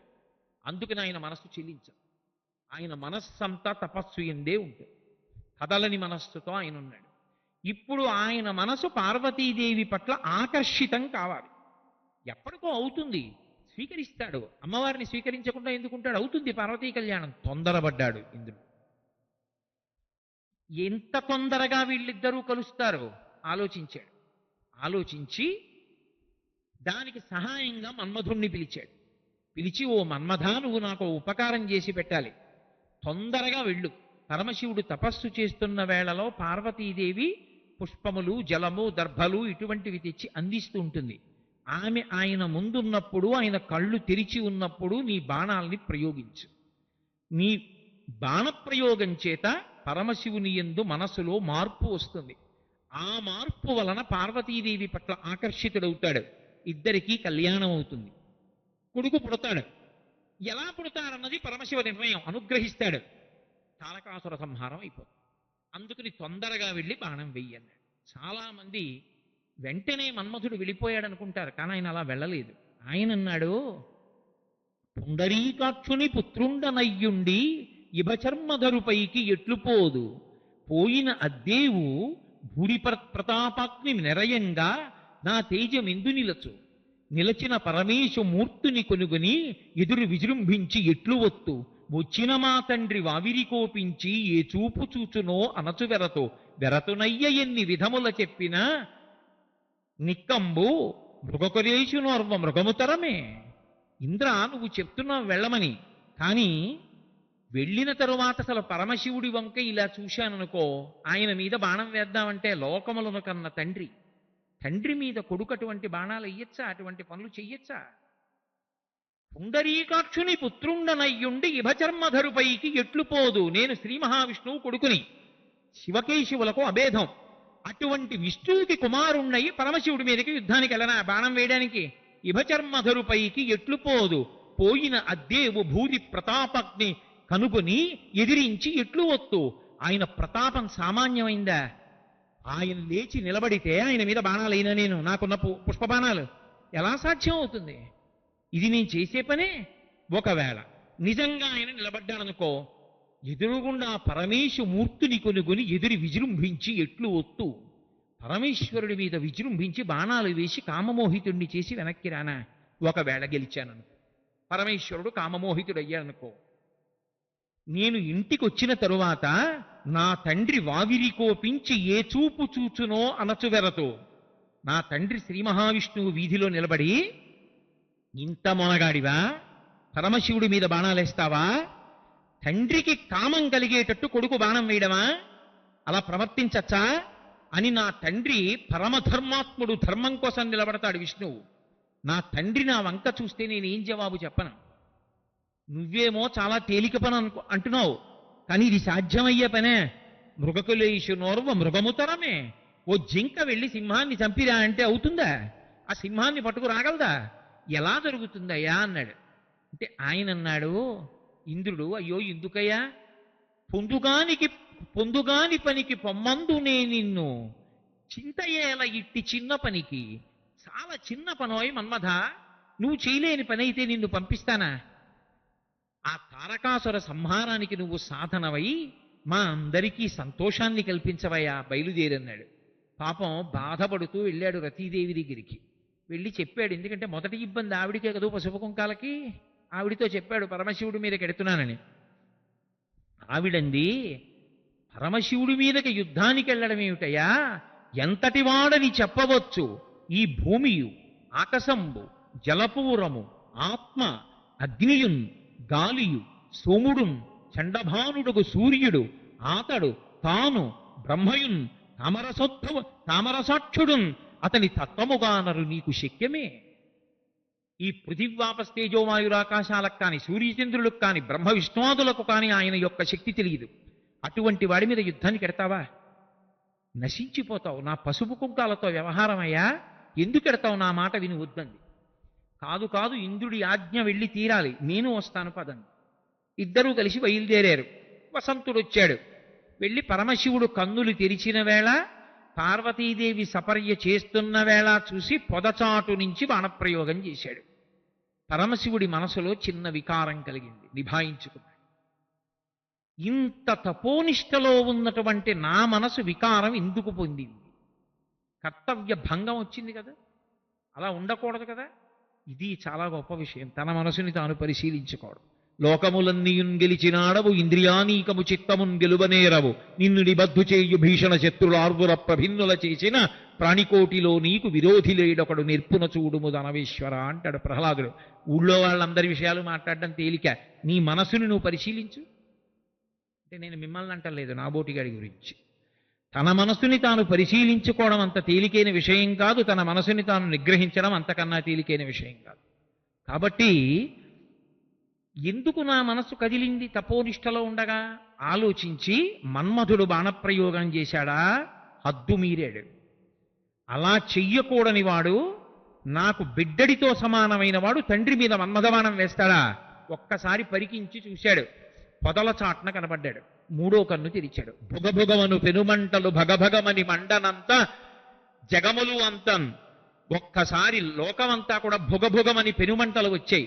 రావడం ఏమిటి? ఆ ఎదురుగుండా ఉన్నటువంటి మన్మథుడు భస్మరాశి కింద పడిపోయాడు. ఆ భస్మరాశి అయి పడిపోగానే పరమశివుడు ఉత్తరక్షణం అక్కడి నుంచి లేచి, తపస్సులో కోపం రావడం కూడా దోషమే, తపో భంగమైంది నాకు అని చెప్పి అక్కడి నుంచి లేచి ఆ పర్వత ప్రాంతానికి ఇంకొక వైపు ఉన్న దిక్కుగా వెళ్ళిపోయాడు. పార్వతీదేవిని హిమవంతుడు తీసుకెళ్ళిపోయాడు. అయ్యో ఇంత అల్లరి జరిగిందే అని మన్మథుడు బూడిద కుప్ప అయిపోయాడు. కుమార సంభవం మాట దేవుడు ఎరుగు. లోకాలకి ఇబ్బంది వచ్చింది. ఏమిటి ఇబ్బంది? ఎక్కడ ఏ స్త్రీ పురుషుల మధ్య కూడా ఆకర్షణ లేదు. ఎవరికి ఎక్కడా బిడ్డలు పుట్టడం మానేశారు. దానికి మీరెందుకండి గుండెలు బాదుకోవడం? పుట్టకపోతే గొడవ వదిలిపోయింది కదా, అందరూ పరమేశ్వర సన్నిధానంలో ఉంటారు, సంతోషంగా ఉంటారు కదా, పుట్టబట్టి కదా ఈ అల్లరంతా. వేదం, ధర్మం, కర్మ అన్నీ తెలుసుకోవడం, చేయడం, నానా ఆగచాట్లు పడ్డం, మనసుని స్థిరీకరించుకోవడం, సాధన చేసుకోవడం, ఇవన్నీని. ఏమీ లేకపోతే గొడవ ఏముందండి? మన్మధుడు కాలిపోయాడు, మన్మథ బాణాలు పడవు, కాబట్టి లోకం ప్రశాంతంగా ఉంది కదా. మీరెందుకు అలా ఓహో అల్లరిపడిపోయి కుమార సంభవం అని గొడవ పడిపోతున్నారు అంటారేమో. శరీరమును కాని పొందలేదనుకోండి, పుణ్యపాపములను అనుభవించడానికి సాధనం ఉండదు. 3 రుణాలలో ఒక రుణమైనటువంటి పితృ రుణాన్ని తీర్చుకునేటటువంటి అవకాశం ఉండదు. ఈ తలుపులు మూసుకుంటాయి. ఈ శరీరంతో పుట్టాననుకోండి, నేను పుట్టాను కాబట్టి ఈ శరీరంతో నేను కొన్ని పుణ్యకర్మలు చెయ్యగలను. నాకు పరమేశ్వరుడిచ్చిన నోటితో పరమేశ్వర కథాగానం చెయ్యగలను, పరమేశ్వర భజన చెయ్యగలను, ఈ చేతులతో ఈశ్వరుణ్ణి ఆరాధించగలను, ఈశ్వర ప్రసాదాన్ని నోట్లో వేసుకోగలను, ఈశ్వరుడి పల్లకి పట్టుకోగలను, ఈశ్వర దేవాలయాన్ని తుడవగలను, భగవంతుడికి ప్రదక్షిణం చెయ్యగలను, ఆపదలో ఉన్నవాడికి 4 మంచి మాటలు చెప్పి ఉపశాంతి కల్పించగలను. ఈ శరీరం లేదనుకోండి, అప్పుడు నేను ఎలా మంచి పనులు చేస్తాను? పుణ్య సముపార్జన ఎలా చేస్తాను? పుణ్యం లేకుండా చిత్తశుద్ధి ఎక్కడ కలుగుతుంది? చిత్తశుద్ధి లేకుండా జ్ఞానం ఎక్కడి నుంచి వస్తుంది? జ్ఞానం లేని మోక్షం ఎక్కడిది? 2 ఇది ఉంది కాబట్టి పాపం పోతోంది. నేను ఇందాక మీతో మనవి చేశానే, దీనికో జ్వరం వచ్చిందనుకోండి, ఓ గత జన్మలలో చేసినటువంటి పాపం ఎవరి మనస్సో వేడెక్కిపోయేటట్టుగా పెట్టిన బాధ ఓ టైఫాయిడ్లో పోయి. కాబట్టి పాపం పోవడానికి ఇదే కారణం, పుణ్యం చేసుకోవడానికి ఇదే సాధనం. కాముడు ఉన్నాడు కనుక, పరస్పరాకర్షణ ఉంది కనుక స్త్రీ పురుషుల మధ్య ఒక కొడుకుని కని పితృరుణాన్ని తీర్చేసుకుంటాడు. కొడుకు పుట్టగానే, అందుకే ఎత్తైన ప్రదేశానికి వెళ్ళి సచేల స్నానం అని కట్టుకున్న బట్టలతోటే నీటిలోకి దూకుతారు. దూకి స్నానం చేయాలి, ఆ నీళ్లు పైకి లేవాలి, ఇలా దాన్ని చూస్తారు పితృదేవతలు. పితృరుణం నుంచి నిన్ను విముక్తుణ్ణి చేశామంటారు. ఆ విముక్తి లేకపోతే బ్రహ్మలోకం కాదు, ఊర్ధ్వలోక ప్రాప్తి ఉండదు. కాబట్టి మన్మధుడు ఉంటే తప్ప పితృరుణం నుంచి విముక్తి లేదు. మన్మధుడు ఉంటే తప్ప శరీరం రాదు. శరీరం రాకపోతే పుణ్యం చేసుకునే అవకాశం లేదు, పాపం పోగొట్టుకునే అవకాశం లేదు. కాబట్టి ఇప్పుడు జీవులందరూ నిలబడిపోతారు. కాబట్టి ఇప్పుడు సృష్టి చక్రం ఆగిపోయింది. పరమశివుడు వెళ్ళిపోయాడు, పార్వతీదేవి ఇంటికి వెళ్ళిపోయింది, రతీదేవి ఏడుస్తోంది, మన్మధుడు కాలిపోయాడు, ఇంద్రుడు పారిపోయాడు. కుమార సంభవం మాట దేవుడెరుగు, తారకాసుర సంహారం మాట దేవుడెరుగు, సుబ్రహ్మణ్యుడు రావడం మాట దేవుడెరుగు. కొత్త ఉపద్రవం ఒకటి వచ్చింది లోకానికి. వాడు ఇవన్నీ ఊహించాడు జరుగుతాయి. ఆ జోలికెడితే ఇలాంటి అల్లర్లు వస్తాయి, ఎవడు వెళ్ళగలడు పరమశివుడి దగ్గరికి, ఇదే వాడు ఆలోచన. ఇవన్నీ ఆగిపోతే పరమశివుని కన్నా అభిన్న అమ్మవారు. నీ చెయ్యింది నువ్వు చేస్తావా అంటాడు. అందుకని ఆయనకి కొంత వదిలి తాను కొంత తీసుకుంది. మళ్ళీ మన్మధుడు సశరీరంగా ఎప్పుడు కనపడతాడు అంటే ప్రద్యుమ్నుడిగా వచ్చి కనపడతాడని వరం పరమశివుడిచ్చాడు. మరి ఈ లోపల సృష్టి చక్రం ఆగిపోతే ఎలా? దేవతలు, జీవులు అందరూ ఏడుస్తుంటే అమ్మవారు ప్రసన్నురాలై ఒక్కసారి కడగంటితో ఆ మన్మధుడు కాలిపోయినటువంటి బూది కుప్ప వంక చూసి, కడగంటి చూపుకి ప్రాధాన్యత ఎక్కువ, పొడుగు చూపుకి ప్రాధాన్యత తక్కువ. అందుకే లోకంలో పొట్టి చూపు అంటారు. ఇలా చూశాననుకోండి పక్కకి పొట్టిగా కనపడుతుంది. పొట్టి చూపు ప్రేమకి మారుపేరు. నాకేదైనా ఇష్టమైన వస్తువు ఇక్కడ ఉంటే నేను ఇలా చూసుకుంటూ ఉంటాను. అలా దూరంగా చూస్తే దాని మీద ఇష్టం ఉందో లేదో ఏదో చూడాలి కాబట్టి చూస్తుంటాను, ఎదురుగుండా కనపడింది. అందుకే లోకంలో పొట్టివాళ్లు సాధించింది ఎవరు సాధించారు? అగస్త్యుడు పొట్టివాడు, అమ్మవారి పొట్టి చూపుతో సమానుడు, కటాక్షంతో సమానంగా ఉంటాడు. అందుకే అన్ని విషయాలు సాధించాడు మహానుభావుడు. అటువంటి అమ్మవారు అనుగ్రహించి ధను పౌష్పం మౌర్వీ మధుకరమయీ పంచవిశిఖ వసంతుస్సామంతో మలయమరుదాయోధనరద తదాప్యేక సర్వం హిమగిరిసుతే కామపి కృపాం అపాంగత్తే లబ్ధ్వా జగదిదమనంగో విజయతే. అమ్మవారు ఒక్కసారి అపాంగత్తే లబ్ధ్వా ఇలా చూసింది. ఇలా చూడగానే మన్మధుడికి కొన్ని శక్తులు వచ్చాయి. ధను పౌష్పం, పువ్వులతో కూడుకున్నటువంటి ధనస్సు, మధుకరమయీ, వెనక తుమ్మెదల బారు వింటినారి, పంచవిశిఖ 5 బాణాలు పుష్పబాణాలు ఆయనకిచ్చింది. ఈ 5 పుష్పబాణాలు, పువ్వులతో కట్టినటువంటి విల్లు, తుమ్మెదల యొక్క బారు ఆ వింటికి నారి, వీటితో పాటు మలయమరుదాయోధనరథ, మలయ పర్వతం నుంచి వచ్చేటటువంటి చందన వృక్షముల మీద గాలి ఆయనకి రథం. వసంతుస్సామంతో, చైత్ర వైశాఖ మాసంలో ఉండేటటువంటి వసంత ఋతువు యొక్క అధిదేవత అయిన వసంతుడు ఆయనకి చెలికాడు. పైగా అనంగో, అసలు శరీరం లేదు. ఈ శరీరమే లేకపోయినా ఇలా వెళదామయ్యా యుద్ధంలో అంటే ఆ గాలి దానిష్టం వచ్చిన వైపుకు పోతుంది, చంద్రవృక్షాల మించి వచ్చే గాలి. అటుపోయేటటువంటి రథమైనా అంత బలహీనమైందైనా పువ్వులతో కూడుకున్నటువంటి ధనస్సు, తుమ్మెదలేమో బారు వింటినారి, ఎదురుగుండా పువ్వులు కనబడుతుంటే వెనకాతల తుమ్మెదలు ఎక్కడైనా వరుస క్రమంలో నిలబడతాయా? అంత బలహీనమైన ధనస్సు, కొట్టేది పుష్పబాణాలతోటి. పైగా యుద్ధం చేసి బాణం వేసేటప్పుడు ధనస్సుకి సంధించి వింటినారికి సంధించి వెనక్కి లాగాలి. ఆ స్థితిస్థాపక శక్తి ఉంటే ఆ తాడు వెనక్కి వెడితే బాణం వెడుతుంది. అసలు తుమ్మెదలతో కూడినటువంటి బారు వింటినారైతే దానికి బాణం సంధించి వెనక్కి లాగితే తుమ్మెదల మధ్యలోంచి బాణం బయటికి వెళ్ళిపోతుంది తప్ప అసలు ఆ బాణం ఎలా ముందుకెడుతుంది? అనంగో, యుద్ధం చేసేవాడికి శరీరం లేదు. ఇన్ని బలహీనతలు ఉన్నప్పటికీ అపాంగత్తే లబ్ధ్వా, అమ్మవారు ఇలా చూసేటప్పటికిట మన్మధుడు ఎంత బలవంతుడైపోయాడంటే ఇన్ని పనికి మాలిన వస్తువులు తన దగ్గరికి ఉన్నప్పటికీ కూడా సంసారములను విడిచిపెట్టి హిమాలయ పర్వత ప్రాంతములకు చేరుకుని తపస్సు చేసేటటువంటి ఋషులు కూడా మన్మథ బాణములు పడిపోయి మళ్ళీ కిందకెళ్ళిపోతామేమో అని బెంగ పెట్టుకోగలిగినంత శక్తివంతుడైపోయాడు. తన యొక్క కడగంటి చూపుతో మళ్ళీ మన్మధుడికి అంత శక్తినిచ్చింది, రూపం లేకుండా. ఇప్పుడు మళ్ళీ మన్మధుడు బయలుదేరాడు, బాణాలు వేస్తున్నాడు, ప్రత్యుత్పత్తి జరుగుతోంది, జీవులు పుడుతున్నారు, కర్మ ఫలితాలను అనుభవిస్తున్నారు, సుఖదుఖాలను అనుభవిస్తున్నారు, పాపపుణ్యములు పోగొట్టుకుంటున్నారు, మళ్ళీ జీవులందరూ పుడుతున్నారు, శరీరాలు పొందుతున్నారు, సృష్టి చక్రం నడిచింది. కానీ పార్వతీ కళ్యాణం ఆగిపోయింది.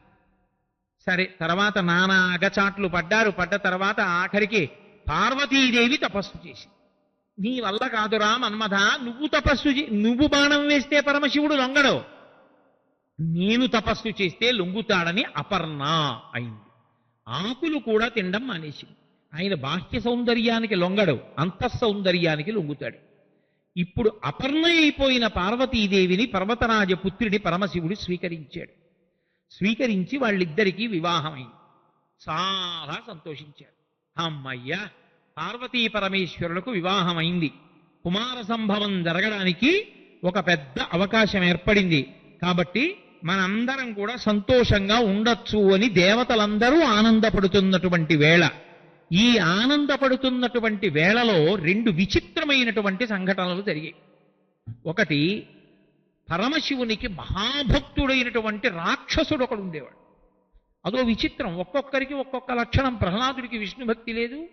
శూరపద్మాసురుడు అని ఒక రాక్షసుడు, ఆయన పుట్టుకయే చాలా అద్భుతమైన రీతిలో పుట్టాడు.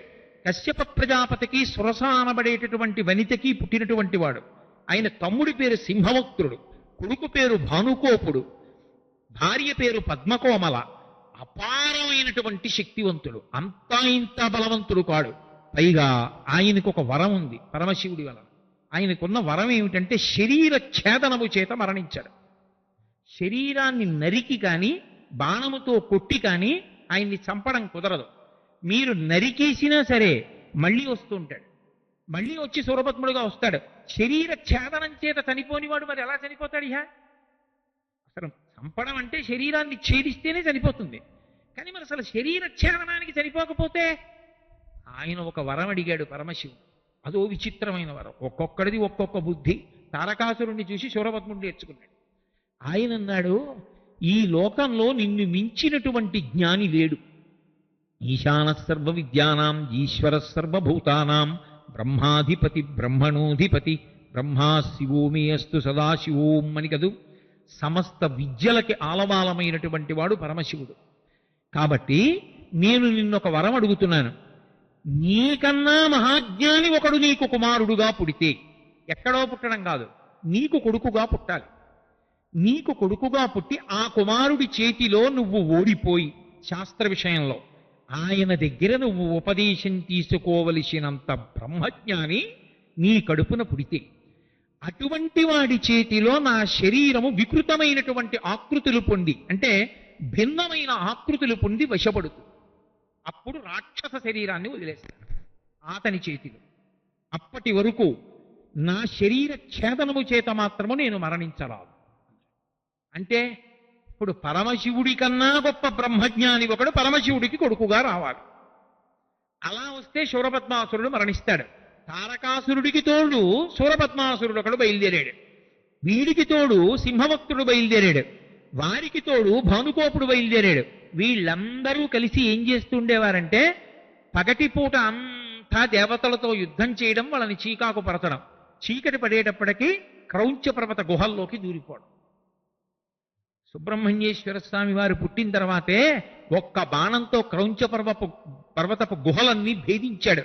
అందుకే క్రౌంచ సురేంద్ర పరికండ నశక్తి శూల పాశాది శస్త్ర పరిమండిత దివ్యపాణి శ్రీకుండలీశధృతకుండ శిఖీంద్రవాహ వల్లీశనాథమ మదేహి కరావలంబం అంటాం.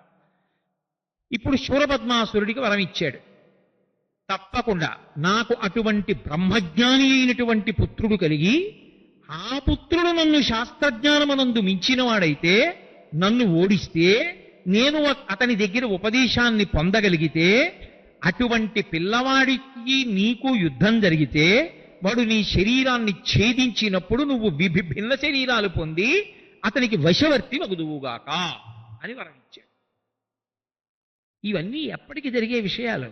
తారకాసురుడికి తోడు వీడు. ఇప్పుడు వీడొకడు బయలుదేరి ఉండగా సంధ్యాకాలమునందు పరమశివుడికి ఒక లక్షణం. ఆయన ఆకాశ మార్గమునందు విహారం చేస్తాడు ప్రదోష వేళలో. కశ్యప ప్రజాపతి అదితితో అంటాడు, అమ్మా ఇది అభావ్యం భయ్యే అంటాడు. పరమశివుడు పార్వతీదేవితో కలిసి విహారం చేసేటటువంటి ప్రదోష వేళ, ఆ సమయంలో భార్యాసంగమం చేస్తే లోకకంటకులైన పుత్రులు కలుగుతారు, తాళమని చెప్తాడు. కాదు అని సంగమించిన కారణం వల్లే హిరణ్యాక్ష హిరణ్యకశిపులు పుట్టారు. కాబట్టి ప్రదోష వేళలో ఆయన అలా వెళ్ళిపోతున్నాడు. వెళ్ళిపోతున్న సందర్భంలో ఒక అద్భుతం ఒకటి ఆయన మనసులోకి సంకల్పంగా ఉదయించి, సనత్కుమారాచార్యుల వారి గురించి మీరు వినుంటారు. బ్రహ్మజ్ఞాని, చతుర్ముఖ బ్రహ్మగారికి ఉన్నటువంటి 4 కుమారులలో సనత్కుమారుడు ఒకడు. పుట్టుక చేత బ్రహ్మజ్ఞాని ఆయన. అటువంటి బ్రహ్మజ్ఞాని అయిన సనత్కుమారుల వారు ఒకసారి కూర్చునుండగా ఆయనకు ఒక అనుమానం వచ్చింది. ముందు రోజు రాత్రి ఆయనకు ఒక కల వచ్చింది. రాక్షస సైన్యం మీదకి యుద్ధానికి వెళ్ళి రాక్షస సైన్యాన్ని సంహరించినట్లుగా కలగన్నాడు ఆయన. ఇదేమిట్రా, ఎప్పుడూ బ్రహ్మమునందు రమిస్తూ ఇది మంచిది, ఇది చెడు, ఇది సుఖము, ఇది దుఃఖము, ఇది ఎత్తు, ఇది పల్లము అన్న భేదం లేకుండా అన్నిటి యందు సమాన భావనతో ఉండేటటువంటి నాకు రాక్షసుల పట్ల కోపం, వాళ్ళని యుద్ధంలో చంపడం, ఇలాంటి కల వచ్చింది ఏమిటి? అనుమానం వచ్చి తన తండ్రి అయిన చతుర్ముఖ బ్రహ్మగారి దగ్గరికి వెళ్ళాడు. వెళ్ళి బ్రహ్మగారిని అడిగాడు, తండ్రి తండ్రి, నాకొక కల వచ్చింది నిన్న రాత్రి. ఆ కలలో రాక్షస సంహారం చేశాను. నాకు అసలు ఇటువంటి ఉద్వేగం ఎందుకు ఏర్పడింది, కల ఎందుకు వచ్చిందని అడిగాడు. అడిగితే బ్రహ్మగారు అన్నారు, గత జన్మలో నువ్వు వేదం చదువుకున్నటువంటి విద్వాంసుడవు. వేదం చదువుకునే రోజులలో దేవదానవ సంగ్రామాల గురించి చదివావు. దేవతల్ని రాక్షసులు పీడిస్తున్నారన్న మాటలు చదివి మనసులో చింతాక్లాంతుడవై రాక్షసుల్ని సంహరించాలనుకున్నావు. అది గట్టి కోర్కెగా ఉండిపోయింది. ఆ ఉండిపోయిన కోరిక వాసనాబలంగా ఈ జన్మలో కూడా వచ్చింది. ఆ వాసనాబలం ఉండిపోయినంత కాలం నీకు పరిపూర్ణమైనటువంటి స్థితిలో నిలబడడం కుదరదు. కాబట్టి ఆ కోరిక తీరిపోతుంది. నువ్వు మళ్ళీ ఇంకొక జన్మ స్వీకరించి రాక్షస సంహారం చెయ్యవలసి ఉంటుంది. ఆ రాక్షస సంహారం చేసిన తర్వాత అక్కడతో వాసనాబలం క్షయమైపోతుంది.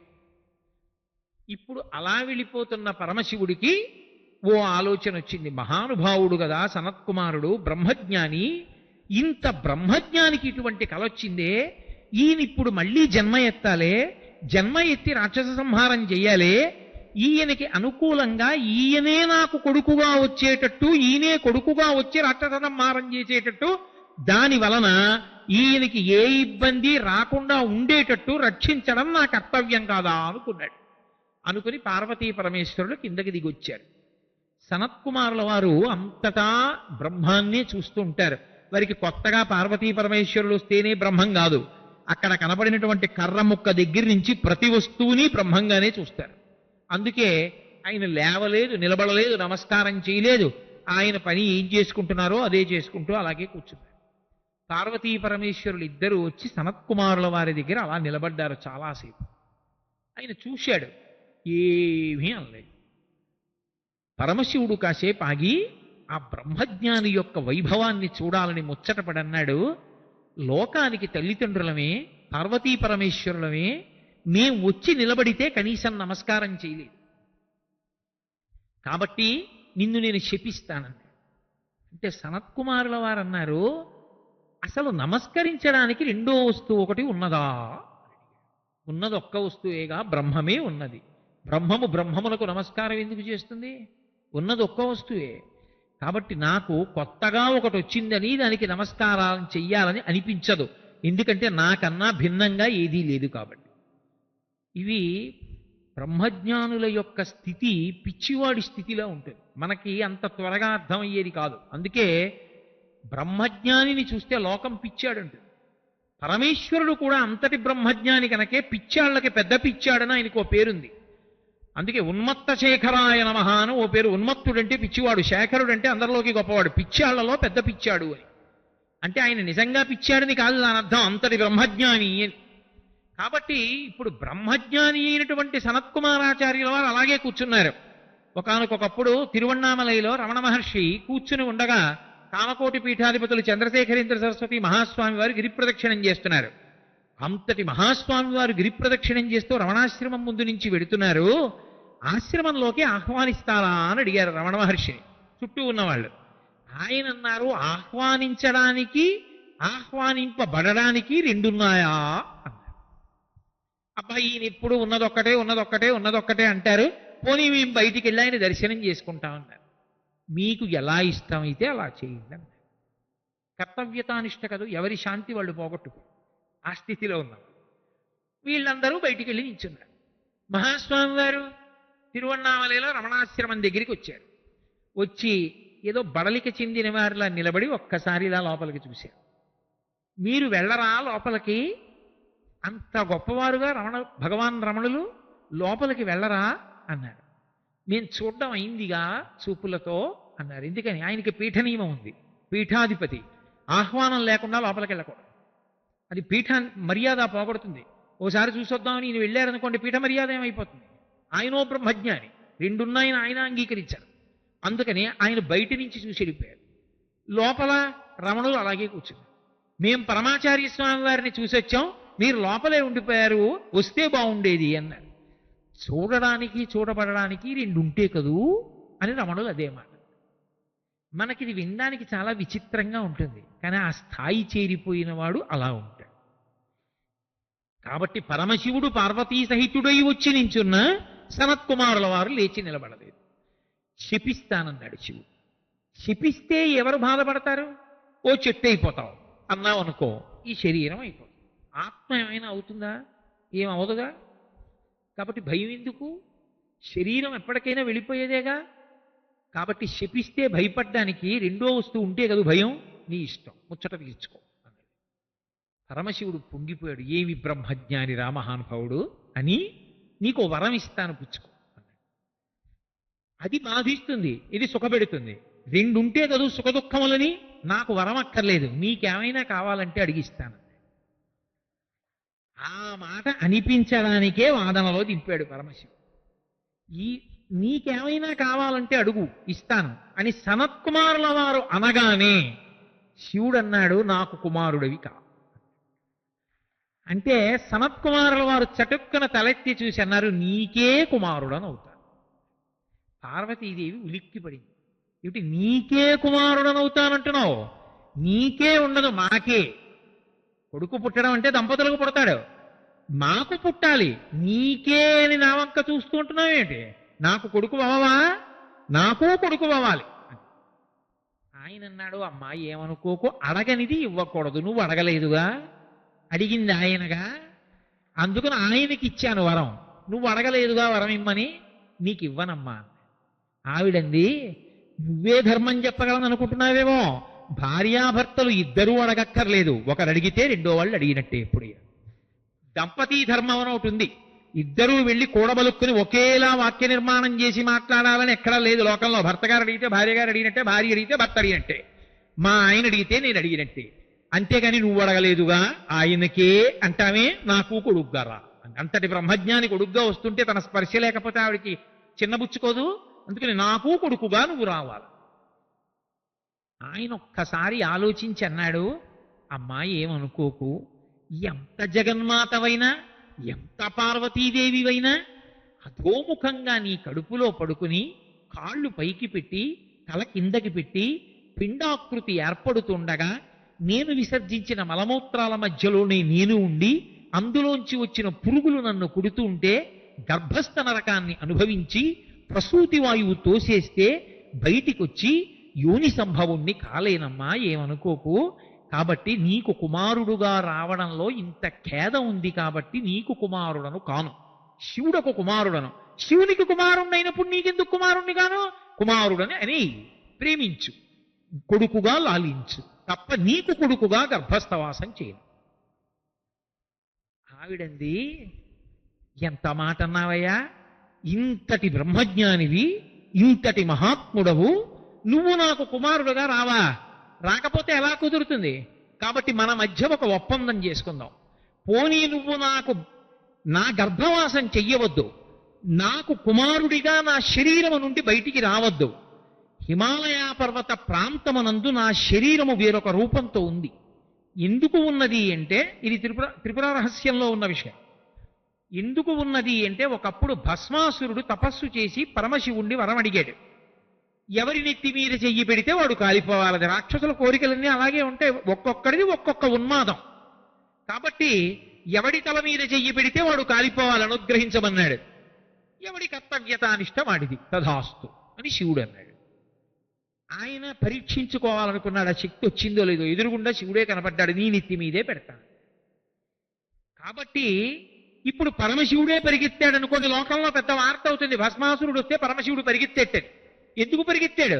అదో పెద్ద వార్త కింద తర్వాత రోజు దినపత్రికలో పెద్ద పెద్ద అక్షరాలతో కనపడింది అనుకోండి, అందరూ చదివి వాడు వస్తే పారిపోతారు చెయ్యట్టించుకోకుండా. ఆయన నువ్వు నన్నేం చేస్తావు లేని నిశ్శబ్దంగా అంతర్ధానం అయ్యాడు అనుకోండి, వాడు ఆ తర్వాత ఇంకోడిని వెతుక్కుంటాడు. పాపం వాడికి తెలియదుగా, వాడు పెట్టించుకుంటాడు నెత్తినిచ్చి. లోకాల్ని రక్షించడానికి పరిగెత్తాడు, చేతకాక పరిగెత్తలేదు పరమశివుడు, ఆయన పరిగెత్తాడు. పార్వతీదేవి ఈయన లోకాల్ని రక్షించడానికి పరిగెత్తినట్టు నటిస్తున్నాడు. నేను ఆదిశక్తిని, పరిగెడితే బాగుంటుంది. కాబట్టి ఇప్పుడు నేను సశరీరంగా కనపడను భస్మాసురుడికి, ఒక తటాకంగా మారిపోతాను. నీటికి నిప్పుకి చెల్లదు. నీటిని కాలుద్దామా, సరోవరంలో పెడదామన్న బుద్ధి వాడికి రాదు అని తన శరీరాన్ని ఒక తటాకంగా మార్చింది హిమాలయ పర్వతముల మీద. దానికే శరవణ తటాకమని పేరు. తర్వాత మళ్ళీ అమ్మవారి శరీరాన్ని పొందినా ఆ తటాకాన్ని అలాగే ఉంచింది. ప్రేమ మీర ముచ్చటతో అలా వదిలేసి ఆ తటాకానికి కాపుంచి అందులోకి ఎవరు ప్రవేశించరు, అందులో ఎవరు కాలు పెట్టరు, చెయ్యి పెట్టరు, స్నానం చేయరు. కాబట్టి నువ్వు పుట్టే ముందు ఎలాగో శివుడికి ఒకడికే కుమారుడిగా పుడుతున్నావు కనుక ఏ స్త్రీ గర్భంలోంచి రావు. ఏ స్త్రీ గర్భంలోంచి రావు కాబట్టి శివవీర్యమునకు కొడుకుగా వస్తావు.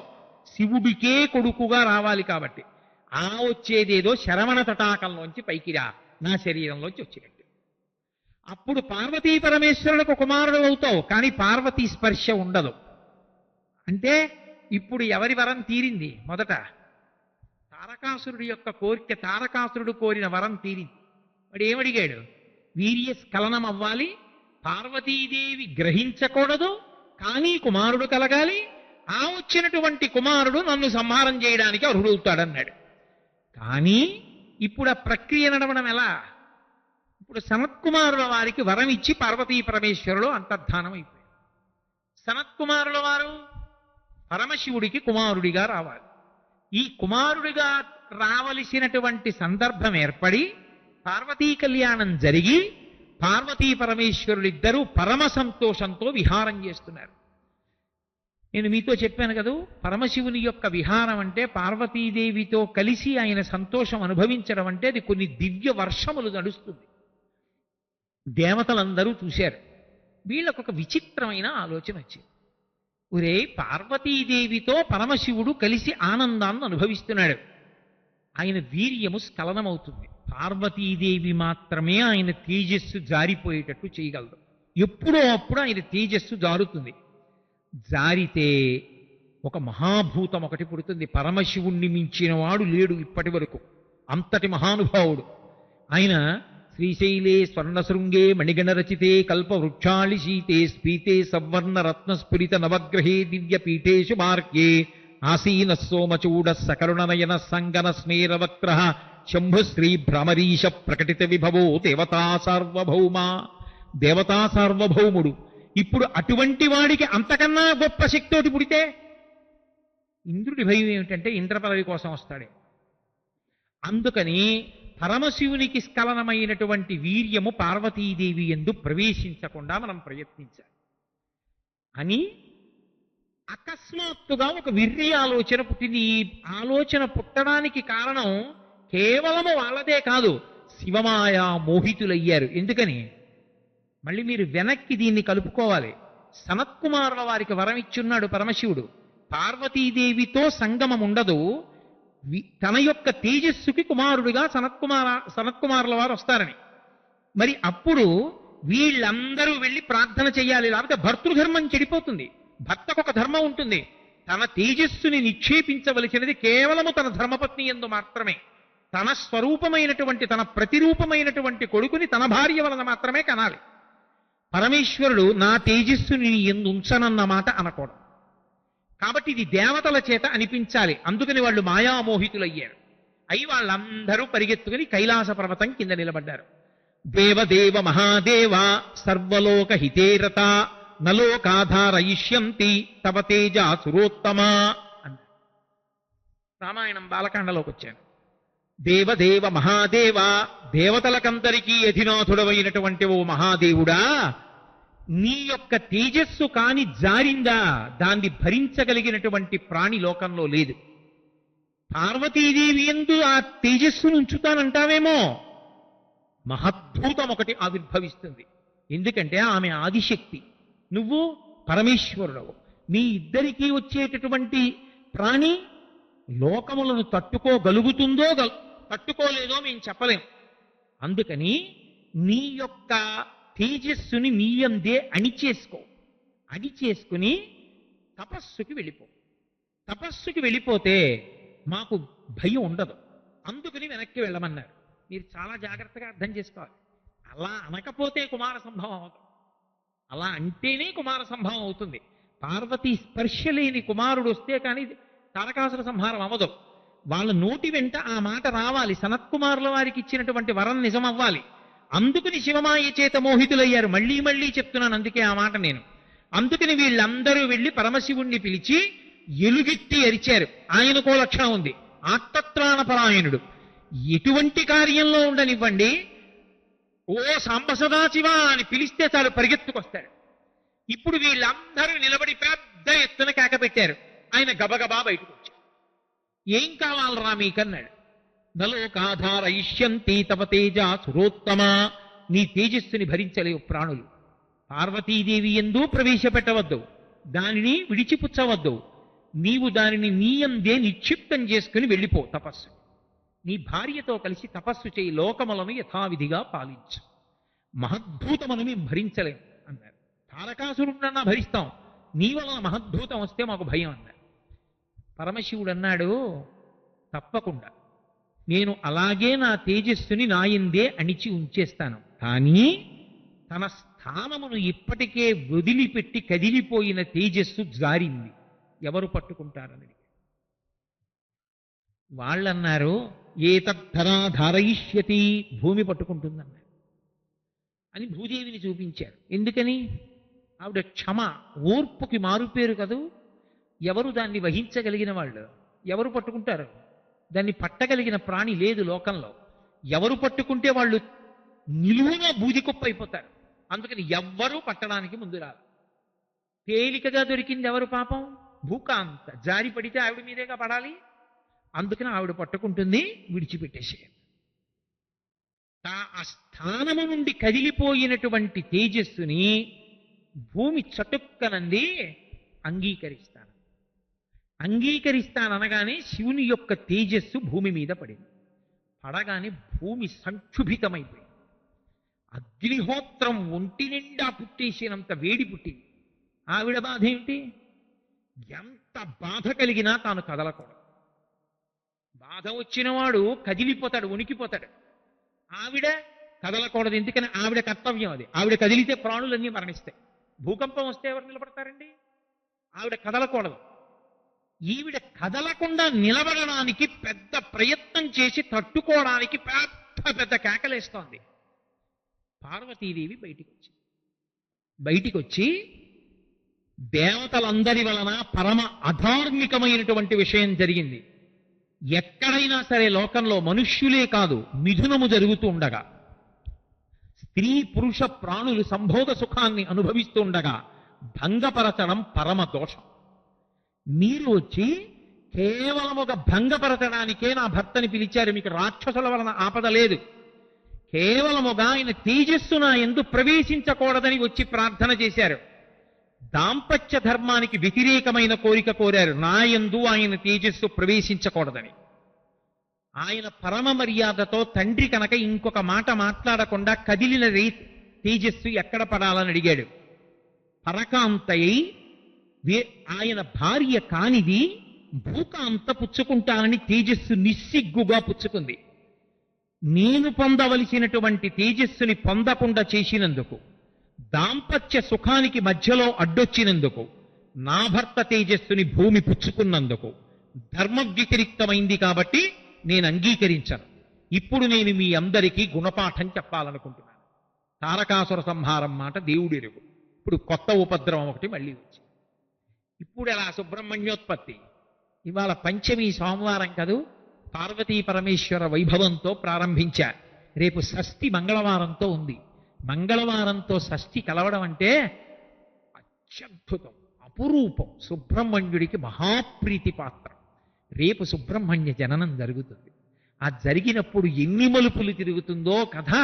తిరిగి ఆఖరికి సుబ్రహ్మణ్యోత్పత్తి జరిగే ముందు దేవతలందరూ కూడా ఎంత ఉత్కంఠతో నిలబడిపోతారో, ఆఖరికి ఆయన జననమైనప్పుడు సమస్త లోకములు ఎంత ఆనందపడిపోయాయో, ఆ కుమార సంభవం ఇంతమంది కోరికలు వరాలు తీరుస్తూ పరమశివుడు ఎలా అనుగ్రహించాడన్న విషయాన్ని రేపటి రోజున మీరు విందురు గాని రేపు సాయంకాలం మళ్ళీ 6:30 తిరిగి కలుసుకుందాం.